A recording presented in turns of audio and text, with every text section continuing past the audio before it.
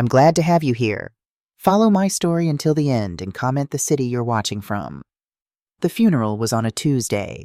Gray skylight rain, the kind of October day that feels like the world itself is mourning. I stood at the edge of the cemetery in Hartford, Connecticut, watching two men I didn't know lower a casket into the ground. My name is Olivia Brennan, and I'm 75 years old now. But this story begins 45 years ago on the night my son became a killer. You might think you know how this ends. You might think this is just another sad tale about a broken family. But I promise you, by the time I'm done, you'll understand that some secrets are worth dying for, and some love is worth 40 years of silence. Let me take you back to March 15th, 1979. The night everything changed. I was 45 years old, living alone in a small house in Bridgeport, Connecticut. My husband Thomas had died in a car accident 10 years earlier when our son Rowan was just 10. I'd raised him by myself since then, working double shifts at the textile factory, taking in sewing at night. My fingers were covered in needle pricks. My back ached constantly, but I never complained. Rowan was all I had left. That night I couldn't sleep. Something felt wrong, a mother's intuition maybe.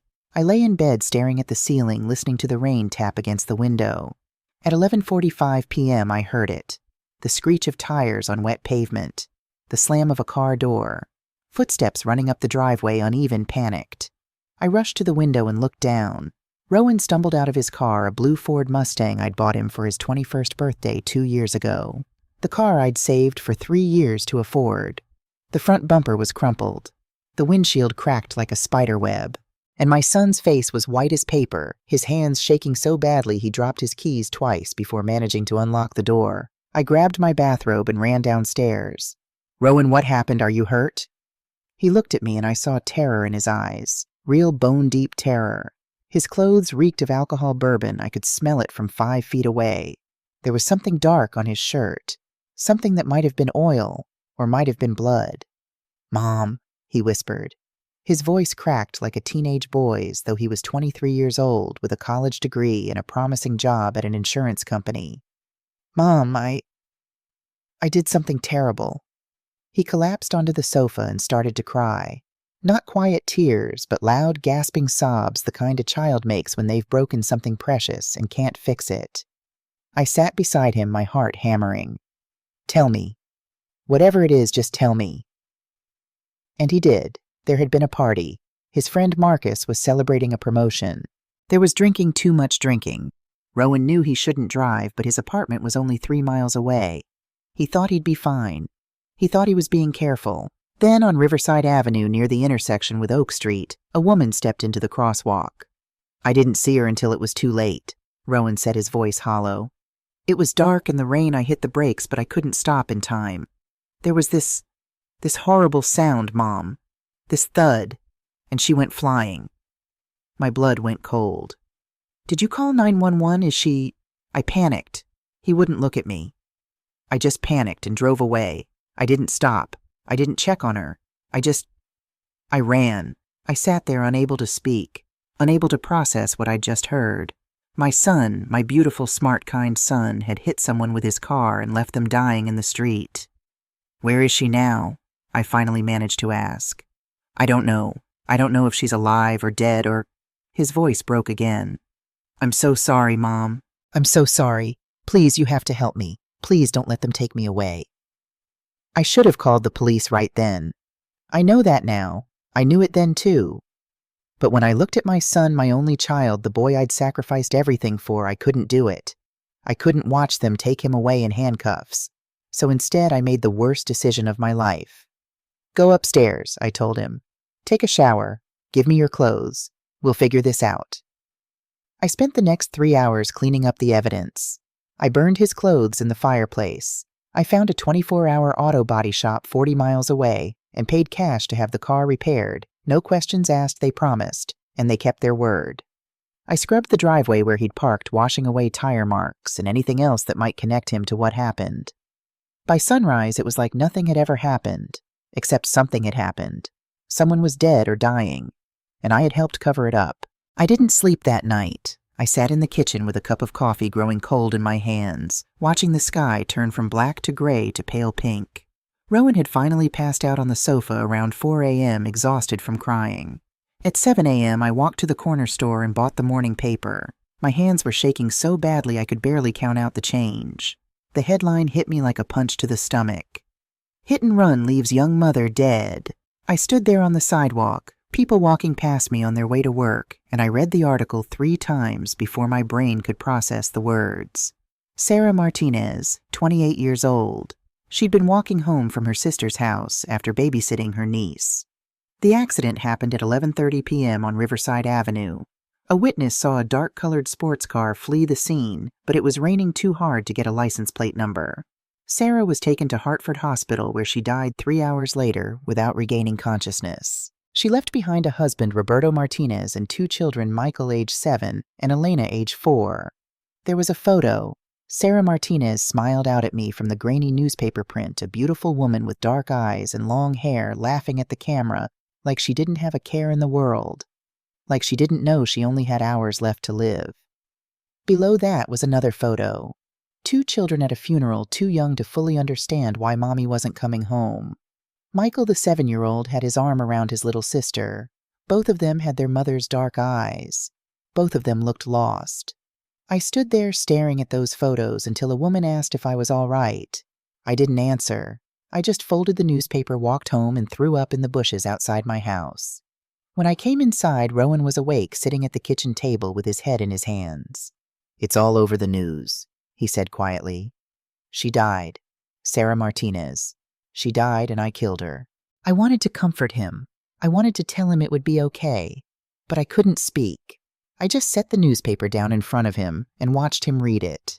He got to the part about the children and made a sound, not quite a sob, not quite a gasp, just a broken noise that came from somewhere deep inside him.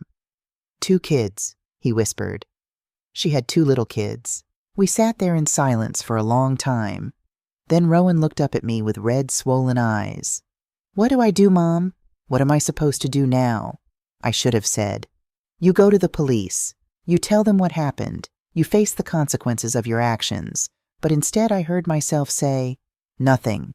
You do nothing. You go to work like normal. You live your life. And you never ever tell anyone what happened." He stared at me. "But those kids have lost their mother. Nothing we do now will bring her back. Turning yourself in won't help them. It won't help anyone. It'll just destroy your life, too." Even as I said it, I knew it was wrong. I knew I was choosing my son over justice, over truth, over 2 children who deserved to know what happened to their mother. But I'd already lost my husband. I couldn't lose my son, too. "Okay," Rowan said finally. "Okay, I'll keep quiet." He went to work that day, and the day after that, and the day after that. The police investigated, but they had almost nothing to go on.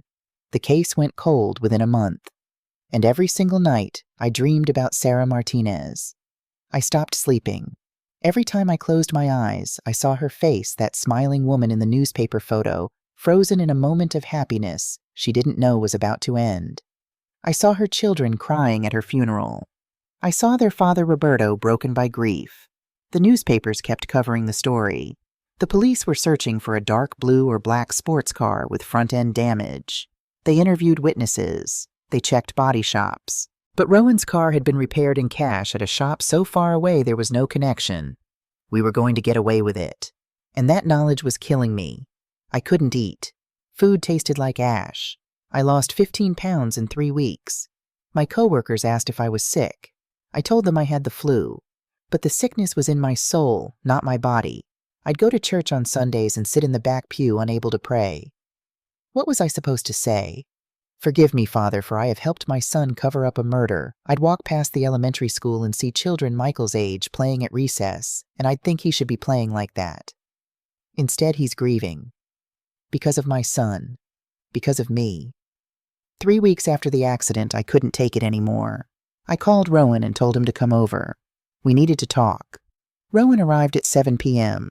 He looked better than he had right after the accident. He'd stopped crying every day. Stopped flinching every time a police car drove past. He was learning to live with what he'd done. I hadn't learned. I didn't think I ever would. "Sit down," I told him. He sat at the kitchen table, the same table where we'd eaten breakfast every morning for 10 years after his father died. The same table where I'd helped him with homework, where we'd celebrated his college acceptance, where we'd planned his future. "You need to turn yourself in," I said, the color drained from his face. Those children deserve to know what happened to their mother. They deserve justice. And you? I had to stop and steady my voice.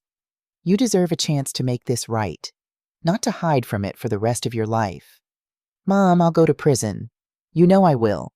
Vehicular manslaughter while drunk, I could get 10 years, maybe more. I know, and I'll hire the best lawyer I can afford. I'll sell this house if I have to. I'll sell everything. But you have to do the right thing, Rowan. He stood up so fast his chair fell backward. The right thing. The right thing was calling 911 that night. It's too late now. Turning myself in won't bring her back. It won't help anyone. It'll help you live with yourself. I can live with myself fine. Can you? I looked him in the eye. Every night I close my eyes, I see her face. I see her children. I see what we did, what I helped you do. I can't keep living like this. I won't. Rowan's expression hardened. So this is about you, about your guilt. This is about what's right. About, if you go to the police, I'm gone. His voice was ice cold, controlled. I'll disappear. I'll change my name, move across the country, and you'll never see me again. And if I ever have kids someday, you'll never meet them, never know them. Is that what you want, to lose your only son? I felt like he'd slapped me. You don't mean that. Try me. I've already looked into it. It's easier than you'd think to start over with a new identity. New name, new city, new life. The only question is, do I do it voluntarily or do you force me to? We stood there staring at each other across that old kitchen table, and I saw a stranger in my son's eyes. Someone I didn't recognize. Someone who cared more about saving himself than about the family he'd destroyed. I'm giving you until the end of the month, I said quietly. If you don't go to the police by April 30th, I will. Then you'd better say goodbye now, Mom, because you'll never see me again. He walked out, slammed the door so hard the windows rattled. I stood there in my empty kitchen and cried for the first time since the night it happened. April 29th, I woke up hoping to find Rowan on my doorstep, ready to do the right thing. Instead, I found a note on my kitchen table. He must have slipped in during the night I'd given him a key years ago, back when we still trusted each other. The note was short, Mom. You chose your conscience over your son. Now I'm choosing my freedom over you. Don't try to find me. You won't. Goodbye. I called his apartment. The line was disconnected. I drove there. His landlord said he'd moved out 3 days ago, paid the lease termination fee in cash, left no forwarding address. I called his work. They said he'd resigned last week, said he was taking a job out of state, didn't say where. I hired a private investigator. He searched for 6 months and found nothing. Rowan Brennan had vanished like smoke. My son was gone, and I had no one to blame but myself. The next 5 years were the darkest of my life. I kept working at the textile factory, kept sewing at night, kept going through the motions of living. But I wasn't really alive. I was just existing day after day in a world that felt gray and empty. I thought about going to the police myself, telling them what Rowan had done. But what good would it do now? He was gone. They'd never find him, and I'd just be destroying his life and mine for nothing. So I stayed silent, and I died a little more each day. I'd drive past the elementary school and wonder if Michael Martinez was still there, if he was doing okay without his mother. I'd see women pushing strollers and wonder if Elena remembered what her mother looked like. Sometimes I'd sit in my car outside Roberto Martinez's house. I'd looked up the address in the phone book. I'd watch the lights come on at night and wonder if he'd remarried, if the kids had a new mother, if they were healing. I never had the courage to knock on the door. What would I say? I'm sorry my son killed your wife. I'm sorry I helped him cover it up. Some apologies are too big for words. In 1984, I turned 50. No husband, no son, no grandchildren, no purpose. I thought about ending it. I really did. One night I sat in my garage with the car running, ready to just let the carbon monoxide take me away from all this pain. But then I thought, what if Rowan comes back someday? What if he needs me? So I turned off the engine and went back inside my empty house. 3 weeks later, everything changed. I went to a fabric store in Hartford, 30 miles from home in a part of the city I never visited.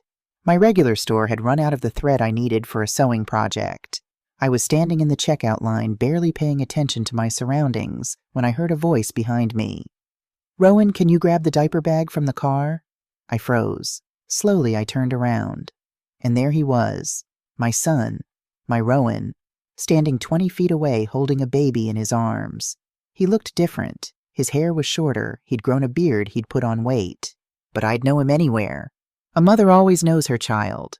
The baby couldn't have been more than 4 months old, wearing a blue onesie, chewing on a stuffed elephant. My son was bouncing the baby gently, making silly faces to keep him from crying. Beside him stood a woman, pretty blonde, maybe 30 years old. She was holding shopping bags and laughing at something Rowan had said. His wife. It had to be his wife. And the baby. The baby was my grandson. Our eyes met across the store. I saw Rowan's face go white. Saw recognition flash across his features, followed immediately by panic. Then anger. Then something cold and hard that I'd never seen in him before. He said something to the woman, his wife, and she glanced at me, confused. Then Rowan turned away, walking quickly toward the exit with my grandson in his arms. I started to follow. "Rowan, wait," but they were already gone, disappearing into the parking lot. By the time I got outside, their car was pulling away. I didn't even see which direction they went. I stood there in the parking lot, shopping bags forgotten on the ground beside me, and I realized something: I couldn't let him go. Not again. That baby, my grandson, deserved to know his grandmother. Deserved to be loved. And I'd already lost 5 years. I wasn't going to lose another day. I hired the private investigator again. This time I didn't ask him to find Rowan Brennan. I asked him to find any Rowan who'd moved to the Hartford area in the last 5 years. It took a week. Rowan Drake. That was his new name. He'd bought a house in a nice neighborhood in Hartford proper. According to the investigator's report, he worked as an insurance adjuster. His wife's name was Catherine. Their son was named Riley, born February 12, 1984, and he lived at 247 Maple Street, Hartford, Connecticut, right next door to 245 Maple Street, which was for sale. I didn't think it through. I didn't make a rational decision weighing all the factors. I just acted on pure instinct, the same instinct that had made me cover up Rowan's crime 5 years ago. I sold my house, sold my car, cashed out my meager retirement savings. I took everything I had and I bought 245 Maple Street, the house next door to my son. The realtor thought I was crazy.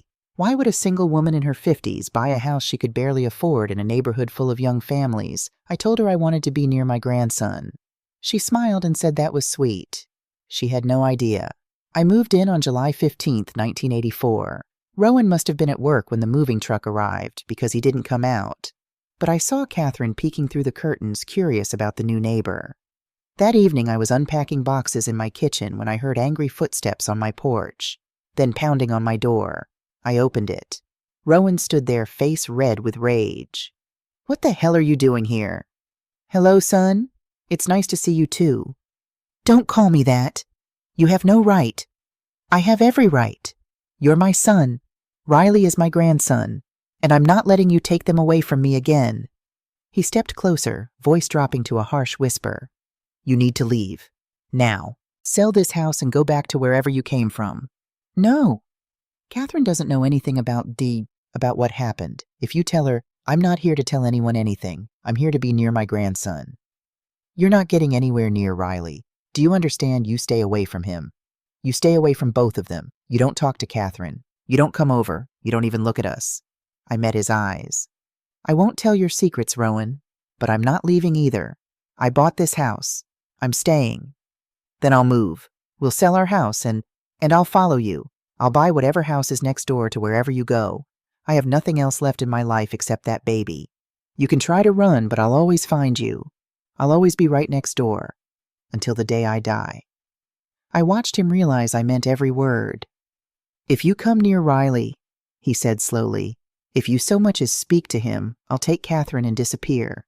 You'll never find us again. And this time I'll make sure of it. Do you understand?" I understood. He was giving me a choice: watch from a distance or lose them entirely. "I understand." "Good." He turned to leave, then stopped. "One more thing. Catherine thinks both my parents are dead. As far as she's concerned, you're just the weird old lady next door. Keep it that way." He went back to his house and slammed the door. I stood on my porch and looked at the 15 feet of grass separating our homes. So close, yet so far. But I was here, and I wasn't leaving. Even if all I could do was watch Rowan started building the fence the very next day. Not a normal fence, a 10-foot tall solid wood barrier, the maximum height allowed by city code. He worked on it every evening after work and all day on weekends. Refused any offers of help from neighbors. Just hammered and sawed with grim determination, creating a wall between his property and mine. Catherine came over once to introduce herself while he was at work. She was nice, sweet even. Asked if I needed anything, welcomed me to the neighborhood. I liked her immediately, which made everything worse. She had no idea she'd married a killer. No idea her son's grandmother was standing right in front of her. "That's quite a fence your husband is building," I said, trying to keep my voice neutral. She laughed, embarrassed. "I know. It's a little extreme, isn't it? But Rowan has a thing about privacy. Always has. I hope you don't take it personally." Of course not. After she left, I watched from my kitchen window as Rowan came home and yelled at her for talking to me. I couldn't hear the words, but I could see the argument. See Catherine's confusion turning to hurt. I was already destroying their marriage. And I'd only been here a month. The fence was finished by the end of August. 10 feet of solid wood, no gaps, no way to see through. A literal wall between me and my grandson. But Rowan wasn't done. In September 1985, Rowan sued me. The lawsuit was about a tree branch, a single branch from my oak tree that hung maybe 2 feet over the property line into his yard. He claimed it was a safety hazard, demanded I cut it down and pay him for property damage and emotional distress. I cut the branch, but he didn't drop the lawsuit. He pushed it all the way to court. The judge ruled in my favor, calling the suit frivolous. Rowan appealed. Lost again. The legal fees cost him $8,000. He didn't care. This wasn't about the tree. This was about making me suffer. And it worked. Every day felt like a battle. I'd go out to get my mail and he'd be in his driveway glaring at me. I'd work in my garden and feel his eyes on me from the second-floor window. If I dared to wave hello, he'd turn and walk away like I was invisible. Catherine tried to be polite at first, but eventually she followed her husband's lead. They both treated me like I was dangerous, like I was the threat. The irony wasn't lost on me. In 1986, they sued me again, this time over the property line, claiming my garden shed was 3 inches over the boundary. It wasn't. A surveyor proved it. But the lawsuit dragged on for months anyway, costing me thousands in legal fees I couldn't afford. I had to start eating rice and beans to pay my lawyer. But I didn't move. I didn't leave. I stayed, and then came Biscuit. I found him at the animal shelter in March 1987. An old golden retriever, maybe 10 years old, with arthritis in his back legs and cataracts clouding his eyes. He'd been surrendered by his owner, who was moving to a nursing home and couldn't keep him. Nobody wanted an old dog. He'd been at the shelter for 3 months, and they were running out of space. The volunteer told me quietly that he'd be processed next week if nobody took him. I couldn't let that happen. I brought Biscuit home, set up a bed for him by the fireplace, and for the first time in years, my house didn't feel quite so empty. Biscuit was gentle and slow. He could barely walk some days, but he'd curl up next to me while I sewed, resting his big golden head on my knee, and I'd feel a little less alone. I'd take him for short walks around the block, moving at his pace. He liked to stop and sniff every tree, every mailbox, every blade of grass. We'd pass by Rowan's house, and I'd see Riley, 3 years old now, playing in the front yard. Riley would wave at Biscuit. "Doggy, hi, doggy," and I'd wave back, my heart breaking and swelling at the same time. My grandson. So close I could reach out and touch him, but I couldn't. I'd made a promise. One morning in August, I was gardening near the fence line when Biscuit wandered over to sniff near the property boundary. He was on my side, definitely on my side, but Catherine was on the other side gardening in her yard. She saw Biscuit and screamed. "That dog attacked me. It lunged at me." I stared at her in disbelief. "He's 10 years old with arthritis. He can barely walk, let alone—" "I'm calling the police." She did. And Rowan backed up her story completely. Claimed Biscuit was aggressive, had growled and lunged at Catherine through a gap in the fence, had terrorized her. It was a lie. A complete shameless lie. But the judge believed them. Ordered me to remove the dog from the property within 30 days or face daily fines. I had no choice. The animal control officer was kind. He promised he'd find Biscuit a good home somewhere with a yard and people who'd love him. But I knew the truth. An old arthritic dog nobody had wanted the first time he'd be back in a shelter within a week. And then I carried Biscuit out to the van holding him like a child. He looked at me with those cloudy eyes, trusting me completely, not understanding why I was doing this. I kissed his head. I'm so sorry. I'm so sorry. As they drove away, I looked up at Rowan's house. Riley, 3 years old, was standing at the window, hands pressed against the glass. He was crying. He'd watched them take my dog. And even at 3 years old, he knew it was wrong. That was the first time I really saw my grandson. And it broke my heart. 4 years passed. The lawsuits continued, one every year or two, always over something trivial. A drainage issue that didn't exist. A noise complaint about my sewing machine at 8 p.m. A claim that my garden was attracting pests to his property. I lost weight, stopped sleeping well. My hair turned completely white. I was only 57, but I looked 70. Catherine stopped making eye contact with me entirely. Rowan would stand in his yard watching me, sometimes arms crossed, making sure I knew my place, making sure I remembered who had the power. But I stayed. I watched Riley grow up from my kitchen window, saw him learn to ride a bike, saw him waiting for the school bus on his first day of first grade, saw him playing catch with Rowan in the backyard on summer evenings. It was torture. The most exquisite torture imaginable. To watch your grandchild grow up 15 feet away and never be able to speak to him, never be able to tell him who you are. But it was better than not seeing him at all. Then, one afternoon in June 1991, everything changed. I was sitting in my backyard reading a book, drinking tea in the shade. I'd stopped trying to garden near the fence line. It wasn't worth the harassment. But I still liked to sit outside sometimes, pretending I was just another old woman enjoying the sunshine instead of a grandmother watching a child she'd never hold. I heard a sound, a small thump against the fence, then a child's voice. Oh no! I looked up, listened. Where did it go? I stood up and walked toward the fence. Near the bottom where the wood met the ground, there was a small gap maybe 6 inches wide. A knot had fallen out of the wood, or maybe an animal had dug there. I'd never noticed it before because I tried not to get too close to the fence. Didn't want to give Rowan more ammunition for his lawsuits. But now I knelt down in the grass and looked through that 6-inch gap. And there on the other side was a pair of blue eyes. Riley's eyes. Hi, said my grandson. My heart stopped. Literally stopped. Hi, I managed to whisper. My ball went over the fence. Can you throw it back? I looked around and saw a tennis ball near my flower bed. I picked it up with shaking hands and brought it back to the fence. Here you go, sweetheart. I knelt down and pushed it through the gap. Riley's small hand reached through to grab it. For just a second, his fingers touched mine. It was the first time I'd touched my grandson.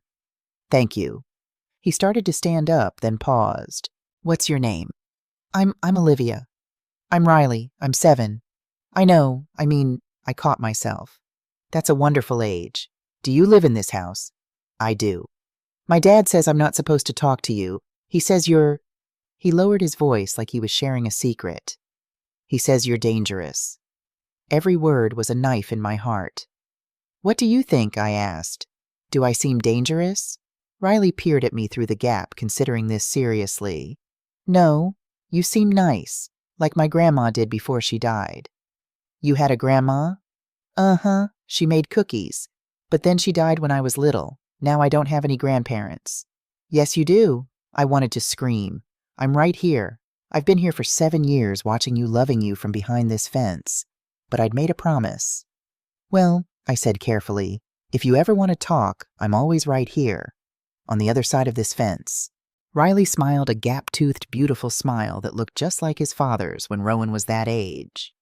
Okay, bye, Olivia. He ran off and I heard Catherine call him in for dinner. I stayed kneeling by that fence for a long time after he left my hand pressed against the rough wood where his fingers had touched mine. It wasn't much. It was the smallest of connections seen through a 6-inch gap in an enemy's wall. But it was something. It was everything. Riley came back the next day, and the day after that, and the day after that. Every afternoon after school, when his parents were busy or fighting or just not paying attention, Riley would come to our gap in the fence. He'd kneel down on his side, I'd kneel down on mine, and we'd talk. At first we talked about simple things, school, his friends, the books he was reading. He told me about his teacher, Mrs. Henderson, who let him help clean the blackboard because he was good at math. He told me about his best friend Jake, who could burp the alphabet. And I listened. I listened to every word like it was precious because it was.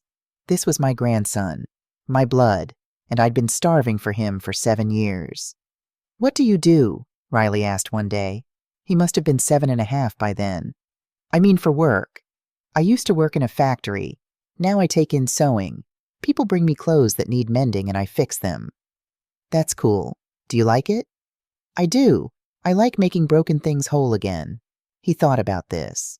"My dad's always breaking stuff. Mostly he breaks dishes when he's mad." My stomach tightened. "Does he get mad a lot?" "Sometimes. Not at me mostly. At Mom. They fight about money and stuff." I wanted to ask more, but I couldn't. Couldn't push. Had to let Riley share what he felt comfortable sharing. "Well," I said carefully, "all grown-ups fight sometimes. It doesn't mean they don't love each other."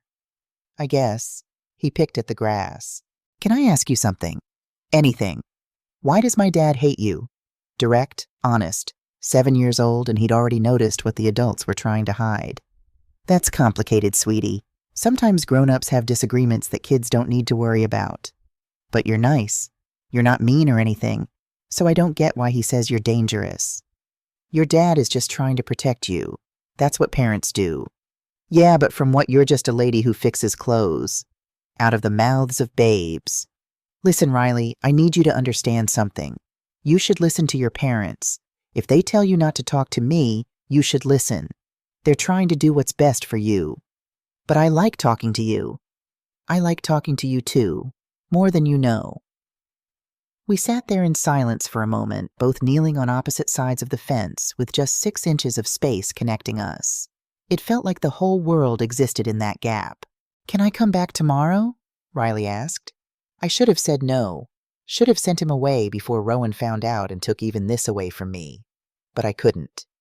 "If you want to," I said. "I'm always here." That became our routine. Every day Riley would come to the fence, sometimes just for a few minutes, sometimes for an hour.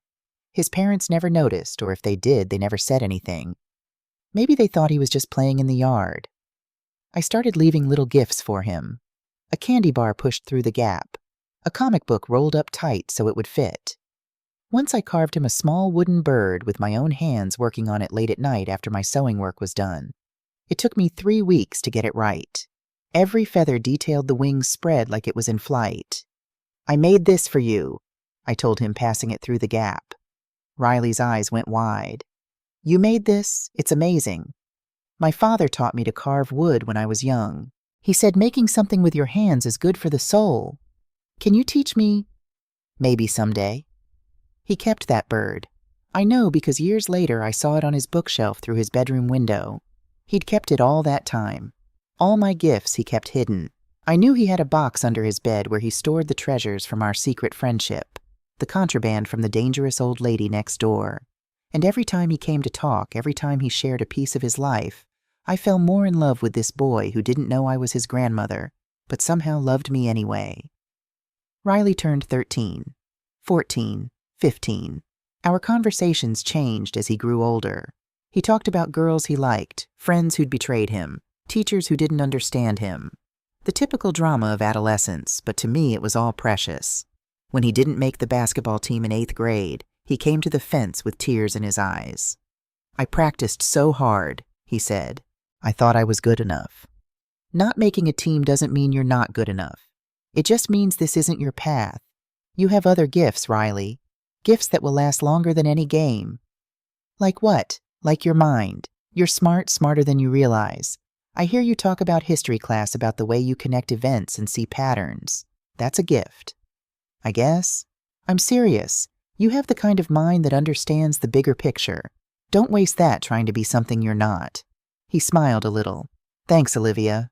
When he aced his history midterm, he came to tell me first, before his parents, before his friends. I got a 98%. Mr. Thompson said it was one of the best essays he'd read in 20 years of teaching. "I told you, you're brilliant." "It's because you helped me think through the causes of the Civil War. Remember when we talked about it last month?" I did remember. We'd spent an hour discussing how the war was about more than just slavery, about economics and states' rights and decades of tension that finally erupted.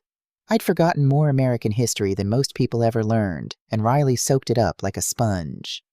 "You did the work," I told him. "I just listened." But that wasn't entirely true. I was teaching him. Through a 6-inch gap in a fence, I was teaching my grandson everything I knew about the world. And he was learning. Riley got his driver's license the week after his 16th birthday. I was in my kitchen when I heard a knock on my front door. Not the back gate, not the fence, my actual front door. I opened it, and there stood Riley, 16 years old, tall and handsome, with his father's dark hair and his grandmother's blue eyes. "Hi," he said nervously. "Can I come in?" My heart was pounding so hard I thought I might pass out. "Riley, if your parents find out, I'm 16. I can make my own decisions." I looked past him toward his house. No sign of Rowan or Catherine. But if they caught him here... "Just for a minute," I said, stepping aside. "Quickly." He came in and I saw him looking around my small house with open curiosity.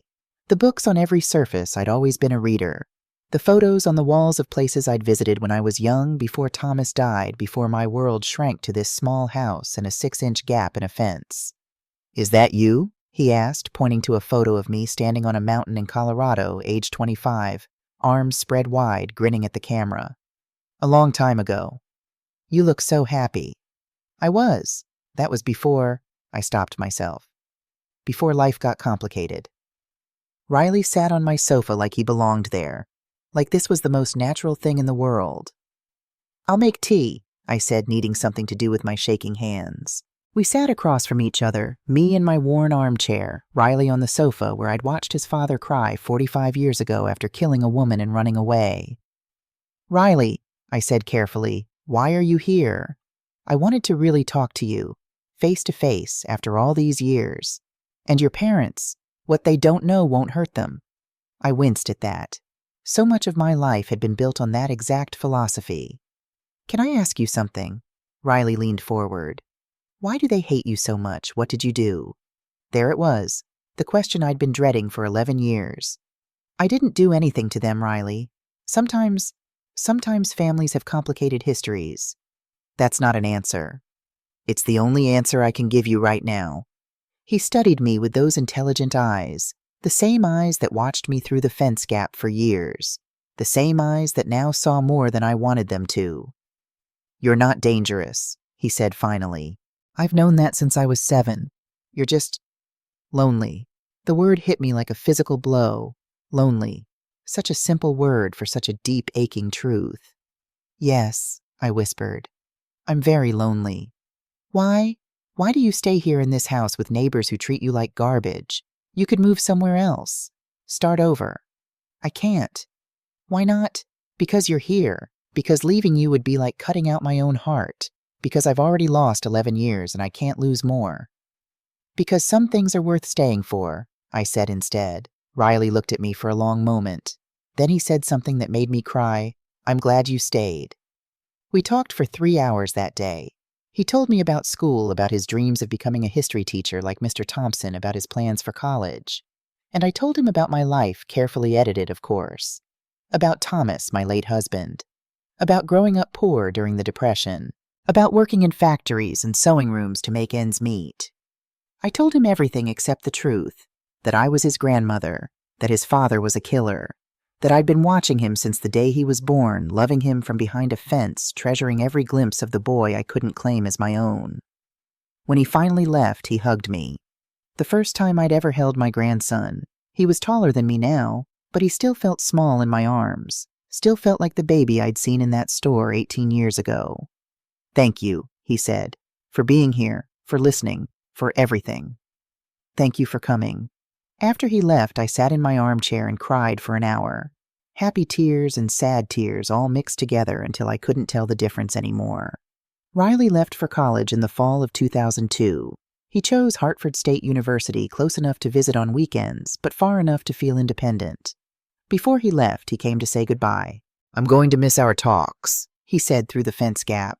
We still used it sometimes, even though he'd been coming to my front door regularly for months. "I'll miss them too, but you'll come back and visit. Of course, you're..." He paused, searching for words. "You're important to me, Olivia. More than you probably know." If only you knew how important you are to me, I thought. He came back every break. Thanksgiving, Christmas, spring break, summer vacation. Sometimes he'd bring his laundry and I'd help him wash it, teaching him how to separate colors from whites. Sometimes we'd just sit and talk about his classes, his roommates, the girls he was dating. I watched him grow from a boy into a man. Watched him fall in love. Graduate, start a teaching job at a high school in New Haven. Watched him get married to a sweet girl named Jennifer at a wedding I wasn't invited to.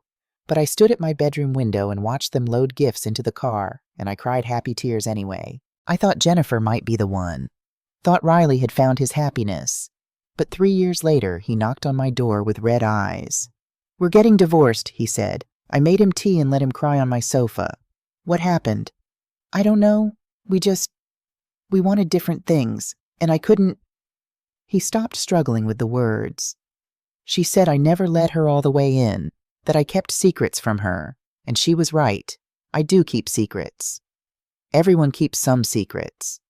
Not like mine, not like—" He looked at me. "Olivia, why won't you tell me the truth about you and my parents? Riley, I'm 30 years old. I'm not a kid anymore. I deserve to know why my father has spent my entire life treating you like the enemy when you're the kindest person I've ever known." I wanted to tell him. God, I wanted to tell him everything. But I'd made a promise. And more than that, I knew the truth would destroy him. How do you tell someone that their father is a killer? That their grandmother has been living next door for 26 years watching through a fence because she chose justice over silence and lost her son because of it? "One day," I said, "I promise, Riley, one day you'll know everything, but not yet." He left disappointed, and I spent the night wondering if I'd made the right choice. Again, I turned 80 in 2015. My hands didn't work as well anymore. Arthritis made sewing difficult. My eyes were going bad, cataracts that needed surgery I couldn't quite afford. My memory started slipping. I'd forget names, dates, conversations. Riley noticed. He started coming over more often, helping me with grocery shopping, driving me to doctor's appointments. Catherine had passed away 2 years earlier, cancer, Riley said, and Rowan had handled it by becoming even more bitter and isolated. But Riley was there. My grandson took care of me, even though he didn't know he was supposed to. One afternoon in 2023, when I was 89, Riley came over and found me confused. I'd been looking for Thomas, convinced he was just in the next room. Couldn't remember that he'd been dead for 40 years.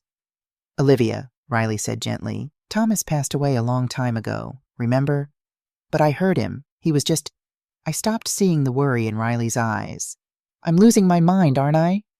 "No, you're just getting older. It happens." "I'm scared, Riley." "I know, but I'm here. I'm not going anywhere." He started talking about moving me to assisted living, a place where people could take care of me, where I'd be safe, but I refused. "I have to stay in this house," I told him. "Why, it's too big for you now. The stairs are dangerous." "You know?" "Because you're here. Because this is where I can see you." He looked at me strangely. "Olivia, I can visit you anywhere. You don't have to—" "No, I have to be here. Right here next door. Promise me you won't make me leave." "Okay. Okay, I promise." But I knew he was right. I couldn't stay much longer. My body was giving out piece by piece. Soon I wouldn't be able to live alone anymore. And then what, spend my final years in some nursing home away from the one person who'd made the last 40 years bearable? No, I had a better plan. I woke up in the hospital. Riley was holding my hand. "You collapsed," he said. "In your kitchen. The mailman saw you through the window and called 911. The doctor came in later. Told me my heart was giving out. Maybe a few weeks left. Maybe a month if I was lucky. I want to go home," I said. "Mrs. Brennan, you need round-the-clock care." "I'm going home." Riley took me home. Set up a hospital bed in my living room. Hired a nurse to come twice a day. But mostly he was there himself. My son never visited. Even knowing I was dying, Rowan stayed away. But Riley was there, reading to me when my eyes got too tired, bringing me soup I couldn't eat, holding my hand while I drifted in and out of consciousness.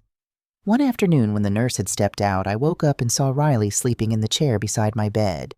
And I knew it was time. I couldn't tell him. The words wouldn't come out. I was too weak, too medicated, too close to the end. But I could write it down. I asked the nurse to help me to my desk. Told her I needed to write a letter, an important letter that had to be finished before I died. It took me 3 days. My handwriting was shaky, hard to read, but I wrote it all down, every word, every truth I'd kept hidden for 45 years. I sealed it in an envelope and wrote on the front, "To my grandson Riley." Then I called my lawyer, young Daniel Patterson, who'd helped me with my will. I told him to give Riley the letter after I died, along with the box in the attic. The box labeled "The Truth." "Are you sure?" Daniel asked. This is going to destroy your family. My family was destroyed 45 years ago. This is finally letting the truth be free." 3 days later, I died in my sleep. Riley found me in the morning, my hand still holding that old photo, the one of him as a baby that I'd kept hidden all these years. I was smiling when I died, because I knew that finally, after 40 years of silence, my grandson was going to know the truth. He was going to know he'd been loved, every single day, by the dangerous woman next door. Narrator's voice. Riley Drake stood at the edge of the cemetery watching them lower Olivia Brennan into the ground. He was the only one there, no family, no friends, no one who'd known her except him. The priest read from his book words that felt hollow because he'd never met the woman he was burying. There were no flowers except what the funeral home provided. No eulogy, no stories about a life well lived. Just Riley in the rain and the woman who'd lived next door for 40 years. When it was over, a young man approached, mid-30s, wearing a suit too big for him, carrying a leather briefcase. "Mr. Drake, Riley Drake." "Yes." "My name is Daniel Patterson. I was Ms. Brennan's attorney." He held out an envelope. "She asked me to give you this, after." Riley took the envelope with shaking hands. His name was written on the front in handwriting. He knew well, the same handwriting he'd seen on birthday cards slipped through a fence gap on notes tucked inside comic books on the wooden bird he still kept on his bookshelf. "There's also a box," Daniel said quietly. "In her attic. She said you'd know what to do with it." Riley didn't open the letter right away. He drove to Olivia's house, his house now, according to Daniel. She'd left him everything. He let himself in with the key the lawyer had given him. The house was quiet, empty. All the life had gone out of it. He climbed to the attic and found the box exactly where Daniel said it would be. Old cardboard dusty with age, with words written on the side in faded marker. The truth, Riley carried it downstairs, sat in Olivia's favorite chair, the one where they'd had so many conversations over the years, poured himself a glass of whiskey from a bottle he found in her kitchen. Then he opened the envelope and started to read. "Dear Riley, if you're reading this, I'm gone, and you finally know who I really am. I'm not just the old woman who lived next door. I'm not just Olivia Brennan, the lonely widow who liked to talk through fence gaps and give you candy. I'm your grandmother." Riley's hands started shaking. He had to put the letter down and take several deep breaths before he could keep reading. "Your father is my son. His name wasn't always Rowan Drake. It used to be Rowan Brennan. And 45 years ago, he did something terrible." Riley read the whole letter, then read it again and again. By the time he finished, his face was wet with tears he didn't remember starting to cry. His grandmother. Olivia was his grandmother. And his father. His father was a killer. Riley sat in Olivia's chair, his grandmother's chair, for over an hour, the letter trembling in his hands. His mind kept circling back to the same impossible truth. Olivia Brennan was his grandmother, the woman his father had called dangerous, the woman they'd built a fence to keep out, the woman they'd sued and harassed for 40 years. She was family, and she'd been right there, 15 feet away, for his entire life. Finally, with hands that wouldn't stop shaking, Riley opened the box. Inside were layers of history, layers of lies, layers of a crime his father had spent 45 years running from. The first thing he pulled out was a newspaper clipping, yellowed and brittle. "Hit and run leaves, young mother dead. Sarah Martinez, 28, was struck by a vehicle while crossing Riverside Avenue on the night of March 15th. The driver fled the scene. Martinez died at Hartford Hospital 3 hours later, never regaining consciousness. She leaves behind her husband Roberto and 2 children, Michael 7 and Elena 4. Riley stared at the grainy photo. A beautiful woman with dark eyes and long hair smiling at the camera, alive and happy with no idea she only had hours left. Below that, another photo. 2 children at a funeral. The boy, Michael, had his arm around his little sister. Both of them looked lost. Riley's stomach turned. He knew what was coming, but he kept reading. More newspaper clippings, updates on the investigation, appeals from the family for anyone with information to come forward, descriptions of the vehicle, dark blue sports car, possibly a Mustang front-end damage. Then photographs, glossy prints that had faded over time. A blue Ford Mustang with a crumpled front bumper and cracked windshield. Riley recognized it from old family photos, his father's first car, the one he'd always said he sold in 1980 because he needed something more practical. More photos, repair receipts from a body shop in a town Riley had never heard of. All paid in cash. All dated March 17, 1979, 2 days after Sarah Martinez died.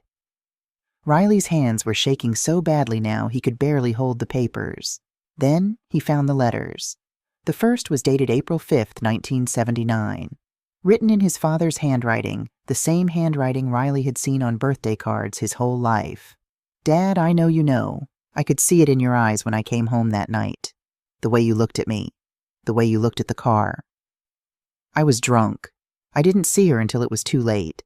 She came out of nowhere, and then there was this horrible sound. And I just panicked. I drove away. I know it was wrong. I know I should have stopped, but I was scared, Dad. I was so scared. Please don't tell anyone. Please. I'll never drink again. I'll never drive drunk again. I'll do whatever you want. Just please keep this secret. If you love me, you'll do this for me. Your son, Rowan. Riley had to stop reading. He ran to the bathroom and threw up. When he came back, he forced himself to keep going, to see all of it. Olivia's response, dated April 20th, 1979, Rowan. I have tried to live with this. God knows I've tried. But every night I close my eyes, and I see that woman. I see her children at her funeral, too young to understand why their mother isn't coming home. I see her husband destroyed by grief. You have to turn yourself in. It's the only way to make this right. Those children deserve to know what happened to their mother. They deserve justice. And you deserve a chance at redemption, not a lifetime of running. I love you. I will always love you. But I cannot keep this secret any longer. If you don't go to the police by the end of the month, I will. Your mother Rowan's reply was short, the handwriting almost illegible, shaking with rage or fear or both. If you tell anyone, I will disappear. I will change my name. I will move away. You will never see me again. And if I ever have children, you will never meet them. This is your choice, Dad. Not mine. Yours. Riley's vision blurred with tears. He saw it all now, understood everything. Olivia had chosen justice over silence, had told Rowan she was going to the police, and Rowan had kept his promise. He disappeared, changed his name, built a new life on a foundation of lies, until Olivia found him, until she bought the house next door and refused to leave. For 40 years she'd lived right there, watching Riley grow up through fence gaps and windows, loving him from a distance because his father had taken everything else from her. Riley kept digging through the box. More documents, police reports, witness statements describing a blue sports car fleeing the scene, investigation notes showing the case went cold after a month, and at the very bottom of the box, wrapped in tissue paper, a small wooden bird. Perfectly carved wings spread in flight. Riley's wooden bird. The one Olivia had made for him when he was 7. The one he'd kept on his bookshelf all these years. She'd made a second one, an identical twin to the first. There was a note attached for Riley. One for you to keep, one for me to hold. So we're always connected. Riley pressed the wooden bird to his chest and sobbed. His grandmother had loved him. Every single day for 40 years she'd loved him. And he'd never known. Riley didn't sleep for 3 days. He read everything in the box a dozen times. Sat in Olivia's house, his house now, and tried to make sense of a lifetime of lies. His father was a killer. His mother had probably known, or at least suspected. His entire childhood had been built on a crime. And the woman they'd called dangerous, she was the only honest person in the whole damn story. On the 3rd day, Riley called his father. We need to talk today. It's not negotiable. Riley, I'm busy. I said it's not negotiable. I'll be there at 7. He hung up before Rowan could argue. Riley spent the day preparing. He put copies of everything from the box into a folder. The newspaper clippings, the photos, the letters, the repair receipts, all of it. Then he drove to his childhood home, the house 15 feet from where his grandmother had lived and died. Rowan answered the door looking nervous. At 72, he was still tall but stooped now, his hair completely white. His hands showed a slight tremor. "What's this about?" Rowan asked. Riley pushed past him into the house, set the folder on the dining room table. "Where's Mom?" "Your mother is visiting her sister in Florida. She won't be back for a week." "Good." Riley didn't want her here for this. Not yet. "Sit down," Riley said. Rowan's eyes flicked to the folder. "What is that sit down?" Rowan sat. Riley remained standing, looking down at the man who'd raised him. The man he'd called Dad his entire life. The man who'd lied every single day. "Olivia Brennan was my grandmother," Riley said quietly. The color drained from Rowan's face. "She left me a letter, and she left me this." Riley opened the folder and spread the contents across the table. "Everything. Every piece of evidence. Every lie you've told for 45 years. Rowan stared at the documents like they might burn him. "Riley, listen." "No, you listen. March 15th, 1979.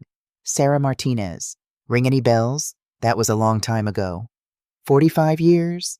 45 years since you killed a woman and ran away. It was an accident.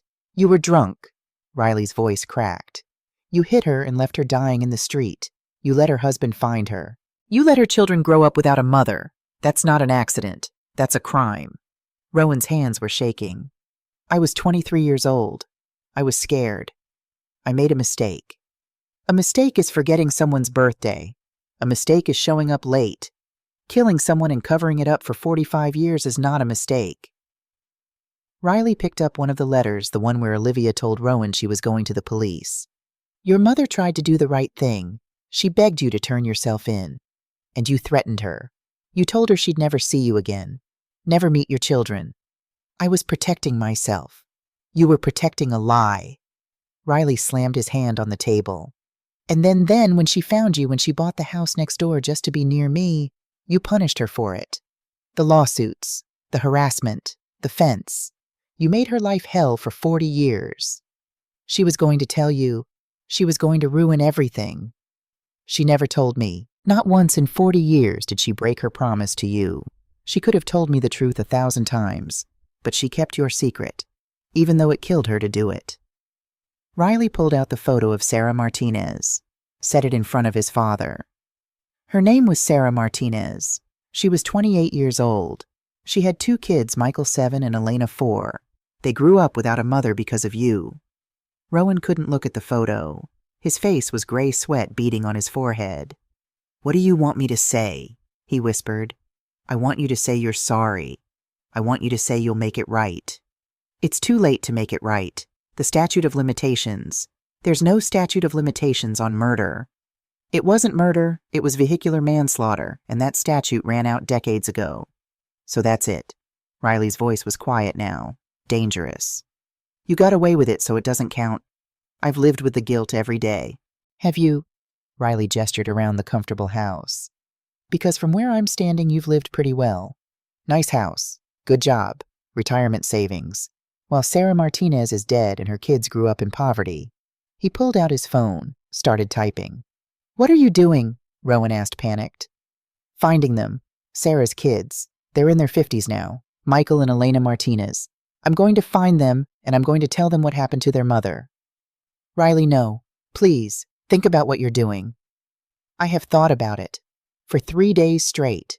And I'm doing what Olivia should have done 45 years ago. What she wanted to do but couldn't because she loved you too much." Rowan stood up, tried to grab Riley's phone. "They won't believe you. You have no proof." Riley pulled away, held up the folder. "I have your confession. In your own handwriting. I have photos, receipts, police reports. Olivia spent 40 years building a case against you. She just never used it because it would have meant losing me." Rowan's face crumbled. For the first time, Riley saw his father really understand what he'd lost. "She was going to turn me in," Rowan whispered. "She gave you a chance to do the right thing. You chose to run. You chose yourself over a dead woman and her children. Then you punished her for having a conscience." Riley gathered up the documents. "You know what the saddest part is? Olivia loved me. She loved me through a fence for 40 years and never once asked for anything in return. That's what real love looks like, Dad. Not whatever twisted thing you did." He walked to the door. Rowan called after him. "What are you going to tell them, Sarah's children?" Riley turned back. "The truth, that their mother was killed by a man who was too much of a coward to face the consequences, and that she deserves justice even if it comes 45 years late.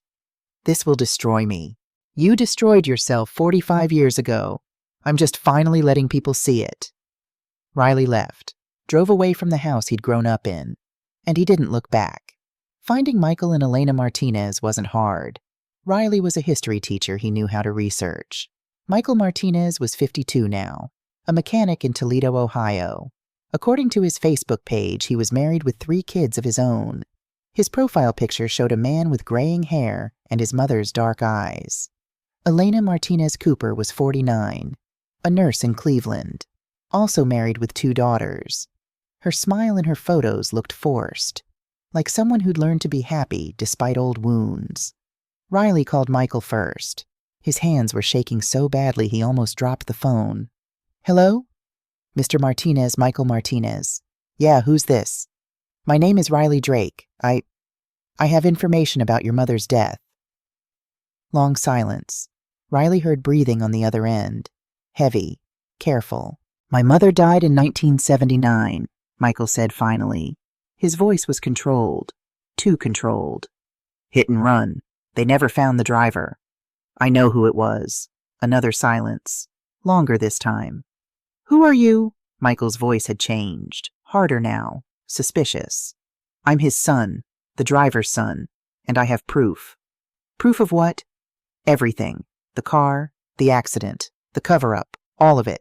Riley heard Michael breathing, heard what might have been a chair scraping. "Why are you calling me?" "Because you deserve to know the truth. Because my grandmother spent 40 years keeping evidence waiting for someone to have the courage to use it. And because," Riley's voice broke, "because your mother deserves justice." "Your grandmother? Why would your grandmother?" "It's complicated. Can we meet you and your sister? I'll bring everything. You can see for yourself." "I don't understand. Why now, after 45 years?" "Because my grandmother just died, and she left me a letter explaining everything. She wanted you to know. She wanted—" Riley had to stop and compose himself. "She wanted someone to finally do the right thing." Michael was quiet for a long time. "Let me call Elena. I'll get back to you." He hung up. Riley sat in his car parked outside Olivia's house, the house where she'd lived and watched and waited for 40 years, and he cried. They met at a coffee shop in Cleveland. Neutral ground. Riley got there first. Ordered coffee he couldn't drink. Sat at a table in the back with the folder beside him. Michael and Elena arrived together. Riley recognized them immediately from their photos, but seeing them in person was different. These were real people. Adults with lives and families. People who'd grown up without a mother because of his father. They looked nervous, suspicious, but also hopeful in a way that broke Riley's heart. "Mr. Martinez, Ms. Cooper." Riley stood up. Michael was tall, broad-shouldered from years of physical work. Elena was smaller, with her mother's face. Riley could see it in the newspaper photo. They sat down across from him. Didn't order anything, just waited. "Thank you for meeting me," Riley said. "I know this must be strange." "Strange is one word for it," Michael said. His voice was hard, protective. "You said you have proof about our mother's death." Riley pushed the folder across the table. "Everything's in here. But before you look, I need to tell you something. The man who killed your mother is my father. His name is Rowan Drake, but back then it was Rowan Brennan." Elena's hand flew to her mouth.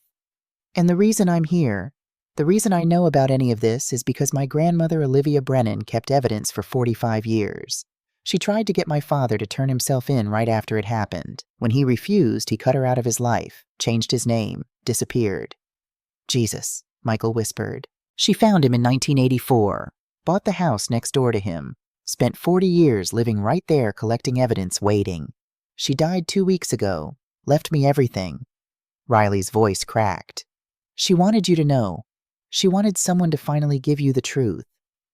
Elena opened the folder with shaking hands, started going through the documents. Michael leaned over to look. Riley watched their faces as they read, saw the shock, the anger, the grief that never quite healed opening up all over again. Elena got to the photo of the car, the crumpled blue Mustang, and made a small sound. Not quite a sob, just a sharp intake of breath. Michael read the letters.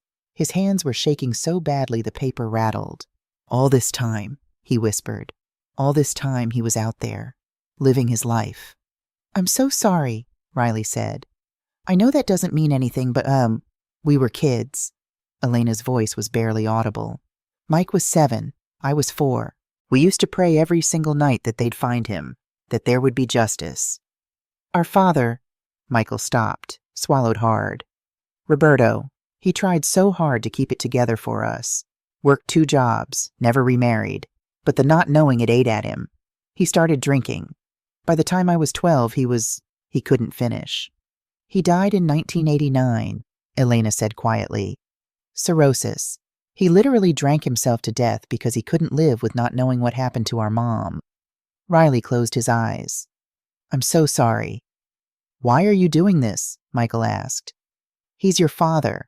Why are you here giving us this?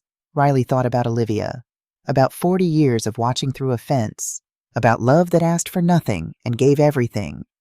Because my grandmother spent her whole life trying to do the right thing, and because... He looked at both of them. Because you deserved to know. Your mother deserved to be remembered.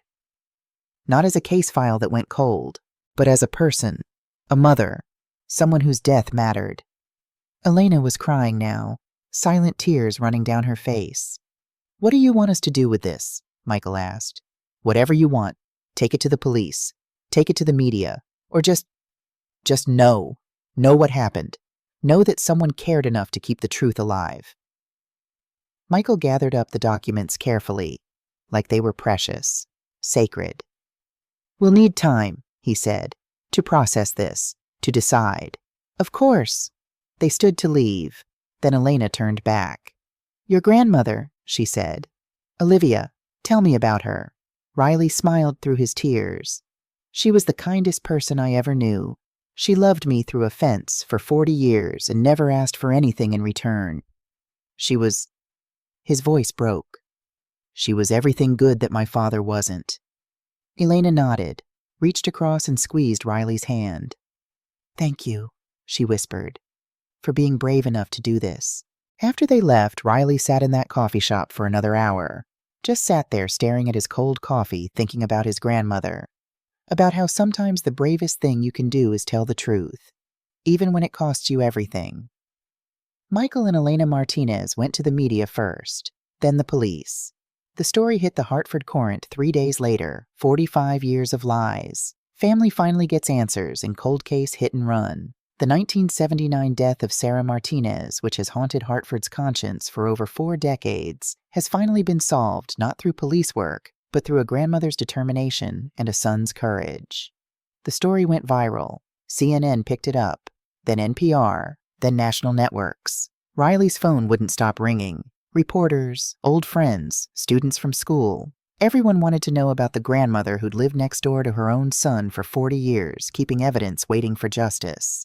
They called Olivia a hero, a champion of justice, a woman who'd sacrificed everything for what was right. Riley agreed with every word. His father's life imploded. Rowan couldn't be prosecuted. The statute of limitations had long since expired. But that didn't matter. The court of public opinion had no statute of limitations. His neighbors found out, started a petition to have him removed from the community board he'd served on for 20 years. Someone spray-painted murderer on his garage door. His friends, the men he'd golfed with for decades, the couples he and Catherine had dinner with, they all disappeared. Stopped returning calls. Crossed the street when they saw him coming. The insurance company where he'd worked for 30 years released a statement, "We are shocked and appalled to learn of Mr. Drake's past actions. While the events in question occurred before his employment with us, they run contrary to our company values."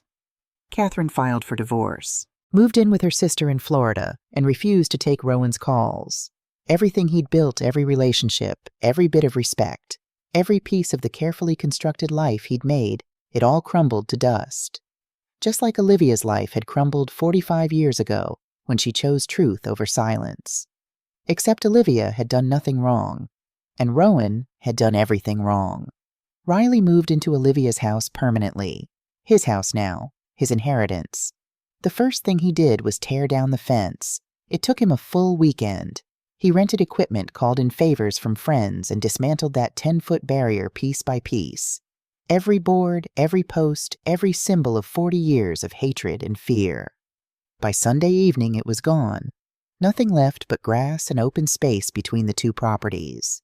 Riley stood in his backyard, Olivia's backyard, and looked at his father's house. Could see straight into the kitchen where Rowan sat alone at the table drinking coffee, looking 20 years older than he had a month ago. For a moment, Riley felt sorry for him. Then he remembered Sarah Martinez. Remembered her children's faces when they read about what happened to their mother. Remembered Olivia watching through a fence gap because she'd chosen justice over a lie. The pity evaporated. Riley spent the next few weeks going through Olivia's things more carefully. Found more treasures hidden throughout the house. A photo album filled with pictures of him taken from a distance. At school events she'd never been invited to. Playing in the yard, getting on the school bus. Growing up in snapshots stolen from behind curtains and through windows. Journals 40 years worth documenting every conversation they'd had through the fence. Every word, every laugh, every moment of connection carefully preserved. Birthday cards. 40 of them. One for each year of his life. All addressed to my beloved grandson Riley. All unsent. All kept in a drawer with stamps that had never been used. And a sweater. Half-finished needles still in the yarn. A note pinned to it for Riley's 41st birthday. She hadn't lived long enough to finish it. Riley held that unfinished sweater and cried for an hour. Michael and Elena started visiting. Once a week at first, then more often. They'd sit in Olivia's living room, Riley's living room, and they'd share stories. Michael and Elena talked about their mother, about the woman she'd been before Rowan took her from them. She used to sing, Elena said, all the time, in the kitchen, in the car, everywhere. She had this beautiful voice. Sometimes I hear a song on the radio, and for a second I swear it's her. She made the best empanadas, Michael added. Sunday dinners at our house were legendary. The whole family would come over. There'd be 30 people, and Mom would be in the kitchen all day cooking and laughing. Do you remember much about her? Elena asked Riley. Your grandmother, I mean. Everything, Riley said. Every conversation we ever had through that fence. Every piece of advice. Every word of encouragement. She was... He stopped, struggling with emotion. She was more of a parent to me than my actual parents ever were. They sat in comfortable silence for a moment. You know what's weird? Michael said. We should hate you. You're his son. But instead... He shook his head. Instead, it feels like we found family. Riley felt something warm bloom in his chest. Yeah, it does. Elena pulled out her phone, showed Riley photos of her daughters. This is Maya, she's 15, and this is Sophie, she's 12. They're beautiful. They never got to meet their grandmother. Never even saw a photo of her until this year Dad destroyed them all after he died. Said it hurt too much to look at them. Elena's voice was thick. But now they know her story. They know she mattered. Michael showed his family photos, too. 3 kids, all grown now. My oldest, David, he wants to be a lawyer. Says he's inspired by your grandmother, by how she kept evidence all those years waiting for justice. Riley smiled. She'd like that. They started meeting once a week. Riley, Michael, and Elena. Sometimes they'd go to dinner. Sometimes they'd just sit and talk. Sometimes they'd visit Sarah Martinez's grave together, bringing flowers and stories. One time Elena brought her daughters. They stood by the headstone. Sarah Martinez, beloved mother taken too soon. And Maya, the 15-year-old, said, Grandma, this is Riley. He's the one who finally told the truth about what happened to you. We wish you could have met him. Riley had to turn away so they wouldn't see him crying. These people strangers 6 months ago had become his family. More family than his actual blood had ever been. And he knew Olivia would have loved that. Would have loved seeing the families united by truth instead of divided by lies. Riley was grading papers when the mail came. Among the bills and junk was a thick envelope with no return address. He recognized the handwriting. His father's. Riley almost threw it away. Almost burned it without reading. but something made him open it. Inside was a 10-page letter, handwritten, the words cramped and shaky like they'd been written over many drafts, many tears, many sleepless nights. Dear Riley, I don't expect you to read this. I don't expect forgiveness, understanding, or even acknowledgement, but I need to write it anyway. Maybe for you, maybe for me, maybe just to put the words somewhere other than my own head. I killed Sarah Martinez. I've said those words out loud exactly 3 times in my life to my mother, the night it happened to Catherine, 10 years into our marriage when I was drunk and confessed, and to my reflection every morning for the past 45 years. I was 23, drunk, stupid, scared. All true. But none of it is an excuse. I saw her step into the crosswalk. I hit the brakes. Not fast enough.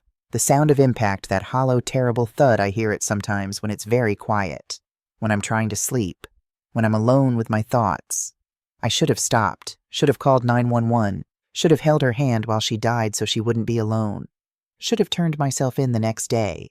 Instead, I ran, and I've been running ever since. Your grandmother, my mother, tried to save me from myself, tried to make me do the right thing, and I threatened her. Told her she'd never see her grandchildren if she went to the police. That's the worst thing I've ever done. Worse than the accident. Worse than running. I used your existence, your future existence, as a weapon against her. And she chose you. Chose the chance to know you over turning me in.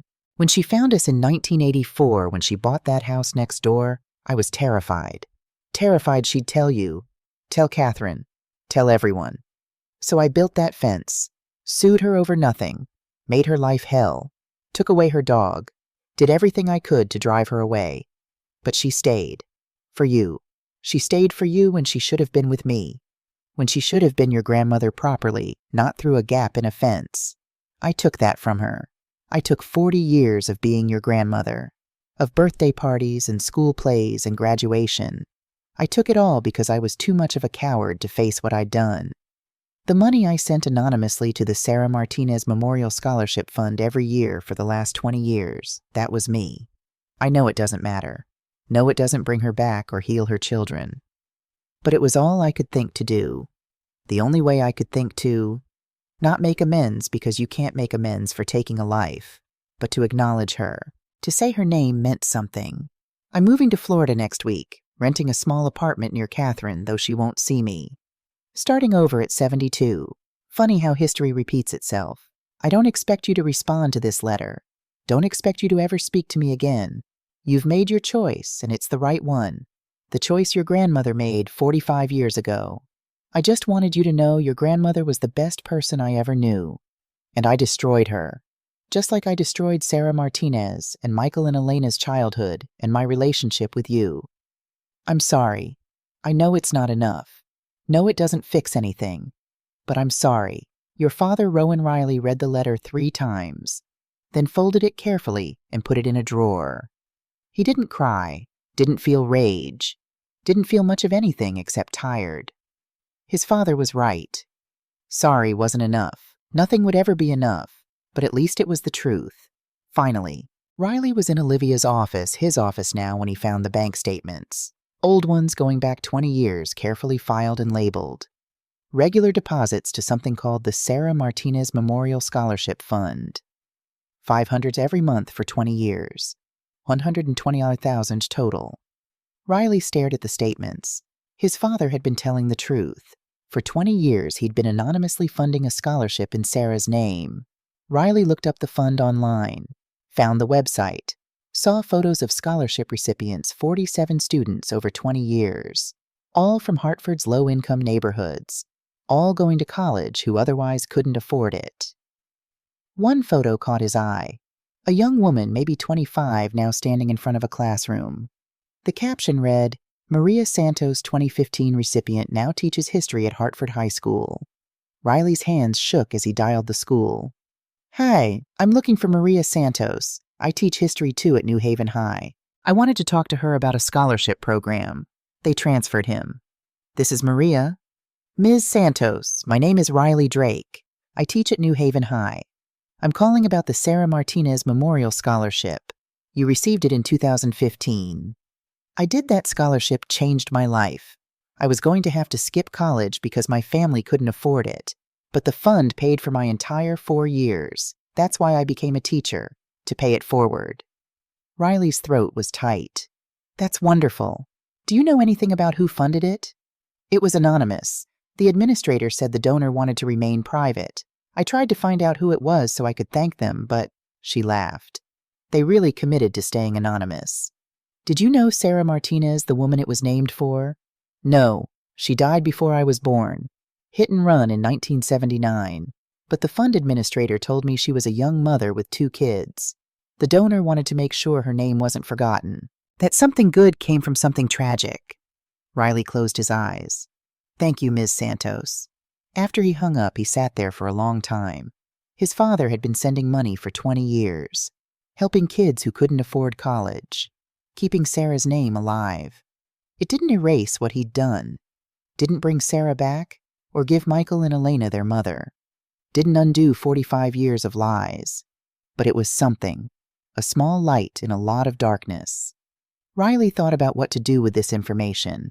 Should he tell Michael and Elena? Would it make things better or worse? Finally, he picked up his phone and called Michael. Hey, I found something. Can you and Elena come over? Michael and Elena sat on Olivia's sofa looking at the bank statements Riley had spread across the coffee table. $120,000, Elena whispered. Over 20 years. 47 students have gotten scholarships because of it, Riley said. One of them teaches history now, says it changed her life. Michael's jaw was tight, his hands clenched into fists. So what he thinks throwing money at it makes up for killing our mother. No, I don't think that. And I don't think he thinks that either. Riley showed them the letter his father had sent.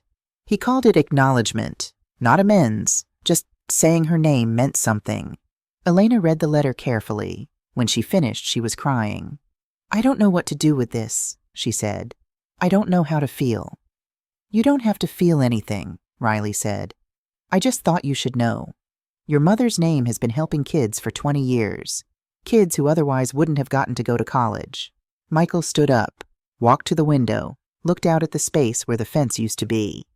Does it matter? He asked quietly. Does it change anything? I don't know, Riley admitted. Does it? Michael turned back. His eyes were wet. Our father Roberto, he died never knowing what happened. Died drinking himself into oblivion because he couldn't live with not knowing. Your father got to live, got to have a career, a family, a comfortable life, and he got to feel better about himself by sending money. Mike, Elena started. No, I'm not saying the scholarship is bad. Those kids deserved help, but Mom deserved to live. We deserved to grow up with a mother.